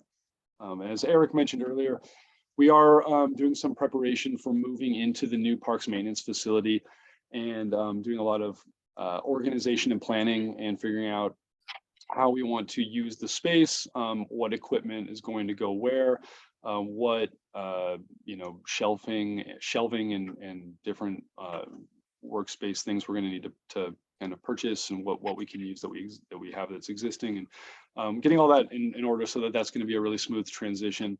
And we're really excited for that. It's going to be a big transition. It'll be a big job, but we're really looking forward to making use of the new space and moving in and done with the temporary workspace that we've been in for the last couple of years.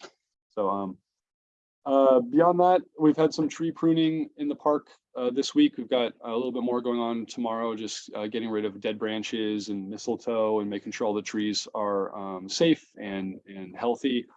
And then we've got a lot of repairs at the pool going on now that the season's over, getting ready for next season. And I just want to end on a really positive note that our park maintenance employee, Esteban Chavez, is the proud father of his second son as of not few days ago, but the previous Saturday. His name's Cameron, and we're really looking forward to meeting him. Esteban's out for a little while on taking care of that, and we're looking forward to hearing all about it and seeing him back in the coming weeks. So that's all I wanted to touch on, but please let me know if anyone has any questions or would like me to expand on any of that. Thank you. Hey, Luke, really quickly too, I just wanted to, I meant to ask you about some questions about, obviously costumes are encouraged, but not every kid wears a costume to the Halloween festival. I'd say it's, probably maybe 50-50, 60-40, I don't know. Yeah, I would say probably 60-40, 60% of kids in costume, probably like 40% of adults come in costume, maybe less, and 100% of staff will be in costume. So costumes are definitely encouraged, and it's always a lot of times, because our event is fairly early in the season, it's an exciting time for a lot of kids to try out their costume or try out one of their many options for costume. Thanks, Eric. I'm excited to check out the festival, and I know my kids have their costumes, and I'm just worried they're going to destroy them at the festival before Halloween, and I'll be getting upset. Hopefully they don't destroy them, but that'll be fun. My kids destroy them at the house, let alone out Right, the house. I suppose, yeah. Yeah, no, They don't change. change their mind on the costumes. Yeah. Oh, I mean, that happens till they walk out the door, but once you buy one, that's it. No, but I was gonna say, Luke, in years past, you've always enjoyed it, and I've always been quite impressed by what the cost of the ticket to get in versus what the kids get and the hours of fun being there. So it is definitely worth it. Thank you. And one more thing, and just on that, just kind of speaking to the price of admission, I agree.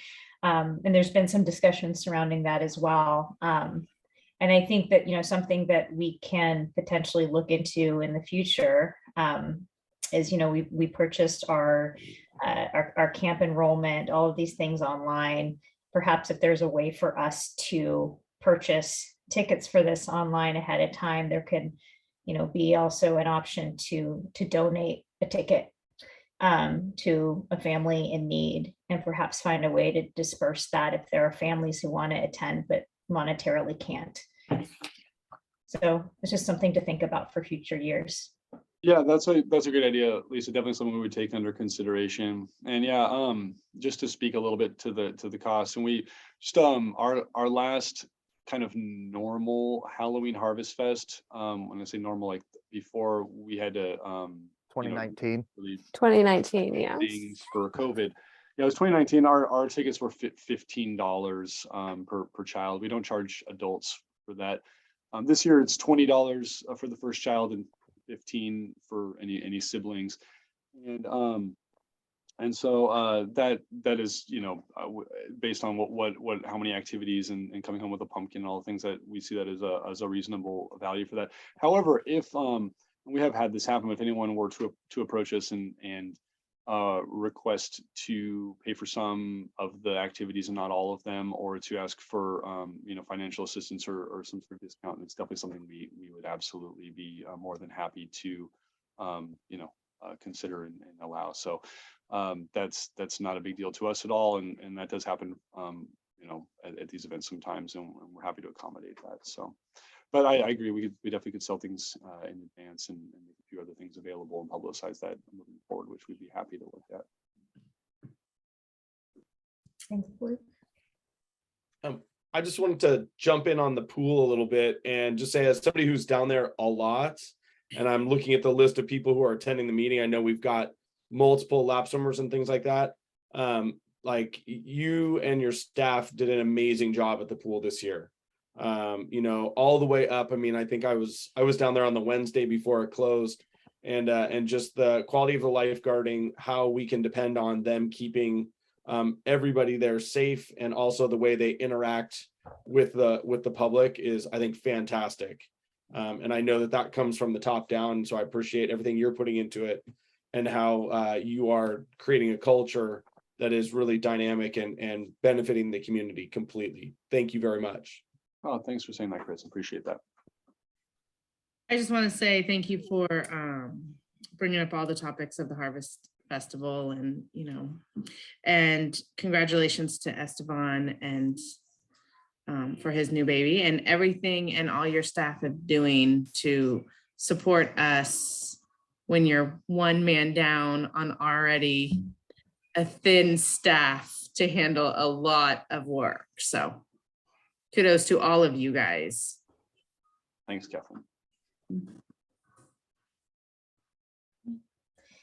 Anything from the public? Yeah, 1 second. Sorry, that was my cue. Stephen. Yeah, so a lot of things to cover. First of all, yeah, the pool was nice this season. I was really happy that I could afford to swim on a regular basis and not do what we've had to do for the last couple of years. So thank you very much, Luke. And I agree, the staff was real nice. I enjoyed all the time that I spent over the pool. I have to talk about the Halloween Harvest Festival. And I said this to Robin. I also said it to Luke. I think you guys do a fantastic job, fun job. Outstanding job even with your activities. Really, my only objection to this is how you've priced it, and what it means is some people won't attend, and we're all paying $7. Well, I think $7 a gallon for gas, and our grocery bills have doubled. And I got to tell you, if you've got a growing family, maybe you're going to say, maybe I don't need to do that for an hour and a half. Maybe I need to do something else. I wish when designing this, you did make it like a carnival where you could, everything is priced a la carte. I think that would be more fair for people who wanted to attend but didn't want such to pay so extravagantly, and we would reach more people. Now I live on Quietwood Drive, and so does Kathleen. And I got to tell you, I love Halloween. We're one of the big Halloween streets, and every Halloween, about half the kids that come to my house, are probably not from the neighborhood, given their complexion and their parents' complexion. I would guess that they're from the canal, and I love them. I love having kids having fun. And to me, nothing is more kid friendly than Halloween. It's non-sectarian, and everybody has fun, and kids have fun, and they meet kids. It's just fantastic. I would like this to be a free event. That's my personal taste. But if we do have to do it, we should do it in a way that's most accessible. I point out that a mother with 3 children would have to pay $50 for an hour and a half. Now that might not be some big deal for some of us, but I've got to tell you, for a number of people, that's gonna mean whether or not they can attend it. And let's face it, let's look at the demographics. Which groups have lots of kids and maybe not high income. I guess you understand what we're talking about. We're basically selecting by class, and it does have a unfortunate carryover there. as far as the other events goes, you know, I guess, you know, this is kind of a standard report on the parks. I do think that, you know, we're missing out on a lot of just basic spit and polish to our park, not around the community center, but other parts of Marinwood Park need more attention. Okay, that's it, I guess. Goodbye. Thanks, Stephen. Any response to Stephen's comments? I just want to clarify that I don't really appreciate the comment that the kids coming to Quietwood to trick or treat are from the canal. All kids all around Marin County come to trick or treat regardless of where they're from, because Quietwood is a safe place. And we enjoy giving out candy to them, but it doesn't, I don't like that it's centered just because they're from the canal. So all is welcome. Thank you. Thank you, Kathleen. I totally echo that. Wow. Yeah, some of the commentary, I'm a little bit speechless. Okay. Can I add one more thing too? I also feel like we don't purposely go, I'm just gonna address it. Stephen, you put it on next door and you opened it up for a lot of comments for other people to talk about what we do in our community that is untrue. And you made us portray like we want to price people out. Everybody is welcome in our community to our events, regardless. And I'm sorry that if you have 3 kids and you can't afford it, that's not our intention. But Stephen, please stop portraying us like we want to keep our close-knit bubble and nobody is welcome in Marinwood. That is false and it's inaccurate. And I'm sorry. I just couldn't let it go. Thank you. Please don't get me started. All right, we're not going to get started. We're gonna conclude this portion of the meeting, I think. Can I motion to adjourn? All right. We need we got more. future We got agenda item J. items. Oh, that's right. Damn. All right. Let's move on to item J, board member items of interest and requests for future agenda items. Just You're mute, Kathleen. Oh, no.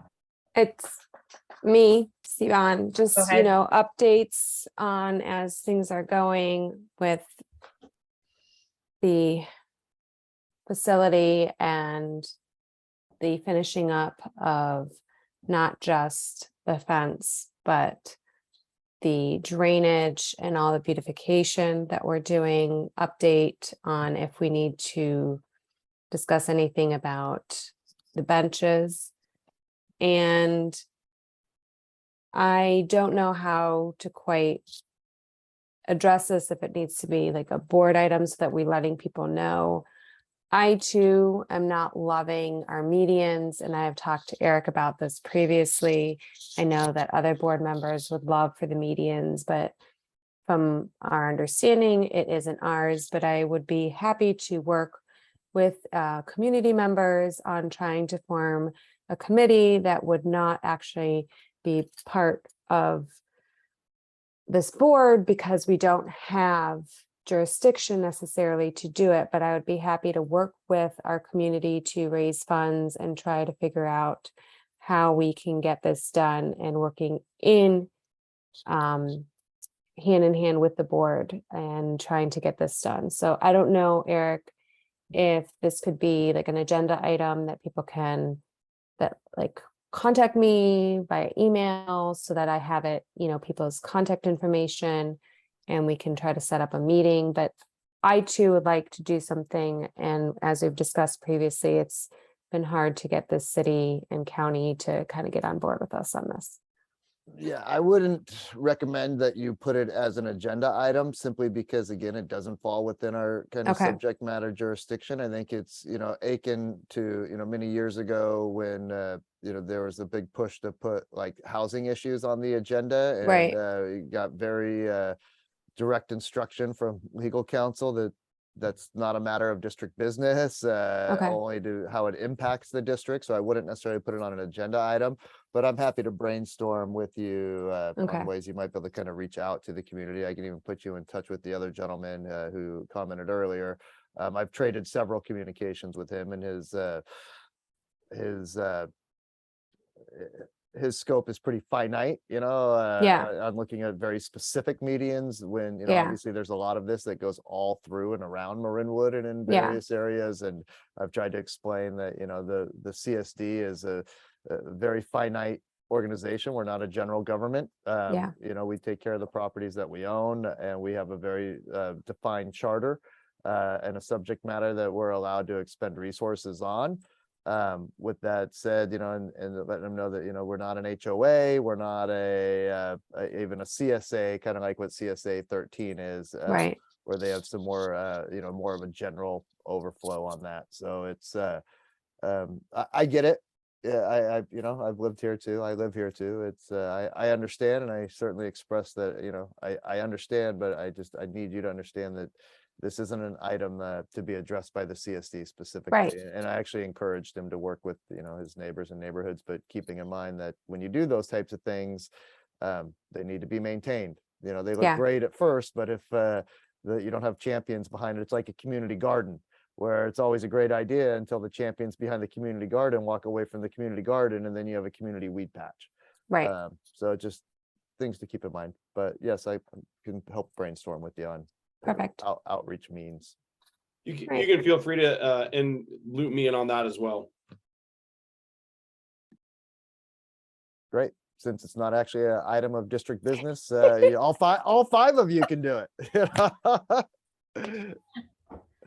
So I have one item, this hasn't been brought up for a while, but the cell phone reception and cell phone towers, just an update on where things are with that. Yeah, I can certainly give you an update. I mean, they keep trying to push something that's called FirstNet, which is very exclusive to kind of first responders. And I keep trying to tell them that's not the issue. The issue is the larger outreach to everybody and comprehending these dead zones, and the fact that as a agency responsible for public safety, many evacuation, many emergency alerts are being pushed out through cell phones, and FirstNet doesn't resolve that problem in any way, shape, or form. So, we push on it. Again, it's, a small fish talking to a very, very large pond with, things like AT&T and that. And I know Mary Sackett was trying to help with that too. So we see if we can't get some update. But right now they just tried to push us to, well, hey, here's a additional pay for service that we have just for first responders. And I'm like, yeah, that's not solving the needs that I'm trying to address with you. So stop trying to upsell me. Awesome. All right. I'll look forward to that. Thanks, Eric. Yep. All right. Any other? And then to clarify, just one thing about the adopting and modifying the California Fire Code, that will be a item next month for the, There will be a public hearing as well as a formal board discussion and potential approval of the update. So there'll be a lot more opportunity for that. But again, I will say, what's presented, if it doesn't get updated, then on January 1st, it automatically reverts to the state fire code. So this is the opportunity to have the amendments that were placed in there. But ultimately, the fire code was exactly the same as what it was last year. Some of the only actual updates were just because sometimes code sections change or alter, so they make those amendments. But otherwise, it's almost a word for word copy of what the existing fire code is. and the one that we are being asked for adoption is kind of more specifically amended for the Marinwood area versus the California State Code, which would be possibly not applicable to some of the things here, but we Right. would Well, need it's just to. because we are yeah. the fire authority Right, with the right. responsibility, the opportunity. I just wanted to clarify why we wouldn't just let it happen January 1st and why we would be doing this. Yeah. Right. Okay, sorry. No. I'm done talking. Great. Thank Can we you. sing to Chris though before we get off? Well, you I need to- think we have a public comment first. Okay. Yeah, you do. 1 second. And then we please. can. We could bring in everybody from the public. Steven, Okay, yes, I want each and every one of you to hear what I say. I don't consider you racist, okay? I don't consider our community racist. I do think there is a blindness in our community towards people who are not part of our immediate social circles. And so I want you to understand that. When I brought up the pricing, I think that it's undeniable that there's a bias there towards people who can afford it. And we could structure it in a way that would be more inclusive. However, that's all I want to say about that. Really what I want to talk about in future meetings is how we communicate. It's very frustrating. You know, I may say something and it triggers a member of the public or one of you guys, like the last session. You all had something to say about it, and I didn't have a chance to respond. And I don't really see that as a valuable exchange of ideas. I think it's valuable when we understand each other, that we can come to a common understanding or disagreement, whatever it is. And so I would like to look to how we communicate. I would also like the board to think about how they communicate with the public. I've basically been shut down, rudely shut down, and you know who you are. And I don't accept that. I don't accept that as an adult or a neighbor. And I don't accept you as a public official should be in the business of deciding what, you know, who to talk to and who not to talk to. I mean, your ultimate responsibility is to the community. And I'm a member of the community, just as you are. So I do think that, you know, we've got a long ways to go in Marinwood. We're all good people, though. Each one of you are all good people, and I welcome any one of you to have a conversation with me, especially if you disagree. So let's see how far apart we are on issues if we can't agree on things. I think Kathleen is maybe misconstrued what I said. I was simply saying that a lot of people from outside or immediate neighborhood come to Quietwood, and I love that. That's one of the things I love about Halloween, and I would love to see that everywhere in Marinwood. You know, we're going to be growing quite a bit in the future with the introduction of affordable housing, and I would like to see our community ready to accept people who are not of our backgrounds, basically. And one of the ways we can do it is through these festivals. This is an opportunity that's being missed.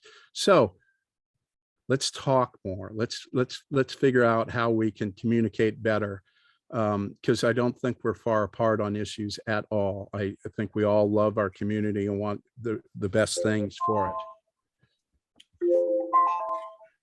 Thank you, Stephen. Appreciate that. You have one all right, more. well, let's Lisa, you have one more. oh, I do. Okay. Yep, 1 second. Oh, Justin. Justin. Hello, can you hear me? Yes.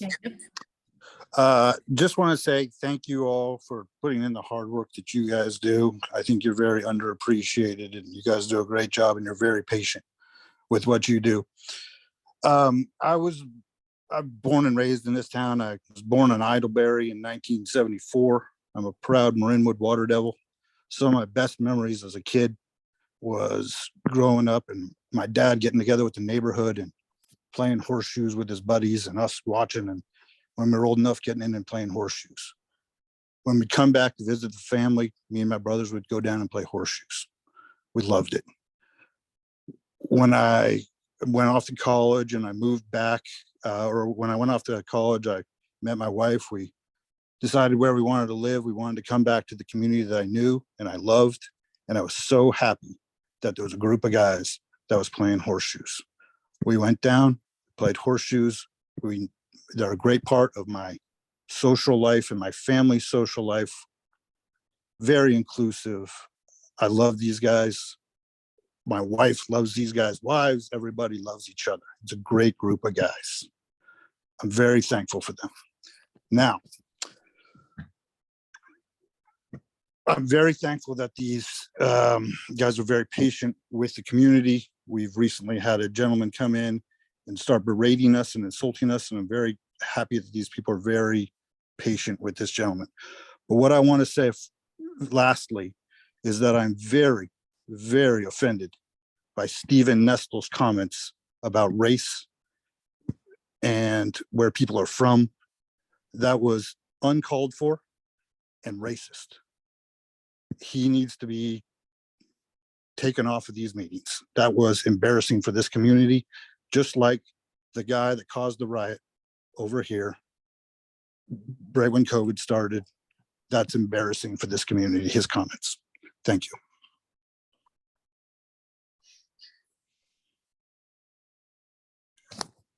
Lisa, can I say one thing before we sing for Chris and adjourn? Oh, Chris, it's happening. Just stop shaking your head. Board meetings this last 4 years and then going through training on how a board meeting should be run. There are places for back and forth discussion. According to the training that I received from CSDA for California, board meetings are not supposed to necessarily be a back and forth and discussion on things. It is supposed to be a point where members of the public can come and make a comment, but we're actually not supposed to be going back and forth and having a discussion. This is a point of making sure that we are voting and giving Eric direction on where he's supposed to be going as the district manager. I love hearing from the public, as do all my other board members. And we trust that we love the fact that we had so many participants today, which is part of the reason we let people speak, not exactly when they were supposed to be speaking, because a lot of these people it's their first time. It is not a place where people come for a back and forth. This is not a place to slander others or slander the district or slander employees of the district. I look forward to hearing from more comments from the public, but I just wanted to make sure that people understood when we don't let you respond to somebody else's response, it's because those are the laws that we are supposed to be running this board meeting as. And it's not us making up laws. This is what we were trained as board members to do for our community service district. Thank you. I'll step back from my. Thank you, Director. No, Perfect. that was a very important reminder. Thank you for bringing that to the forefront. All right, ready? 1, 2, 3. Happy birthday to you. Cha cha Look, cha. you need it. Happy Happy birthday birthday to to you. Happy birthday, birthday, dear Chris. Chris. Yay. Happy Birthday birthday to to you. And we are not a choir by any I don't think Zoom is a good sing-along forum, but you know, what do I know? But it's Thank because you we're guys sending very our much. love. We're Can't sending think our of love. anything else I would have rather done tonight than 2 meetings on my birthday. I think Luke, who is an accomplished musician, is hoping that we never once sing again on the Zoom forum. You know, that was recorded. That's fine. That's fine. It God. shows our love for one another on this board. I And think the somebody community. should post that on TikTok so we can get 1 million views. Please don't. There you go. Sure. Well, and thank you for being with us on your birthday. And Yes. I'd also like to thank all the community members that came tonight. Like, it really was nice to hear from the community as well, Yes. even Please include. keep coming back. And we would love you to come back and maybe next time we can have 25 people at the meeting. Woo woo. Yeah, that'll happen. We definitely appreciate the participation. So thank you. Motion to adjourn. And Second. yes, I third that. So let's adjourn, everyone. Have a great evening. You too. Have a Thank great you. one. Thank you All all. right. Happy Thank you guys. Halloween. Have a good Tiffany. night. Have a good night. Bye Bye. bye now. Bye. Thank you.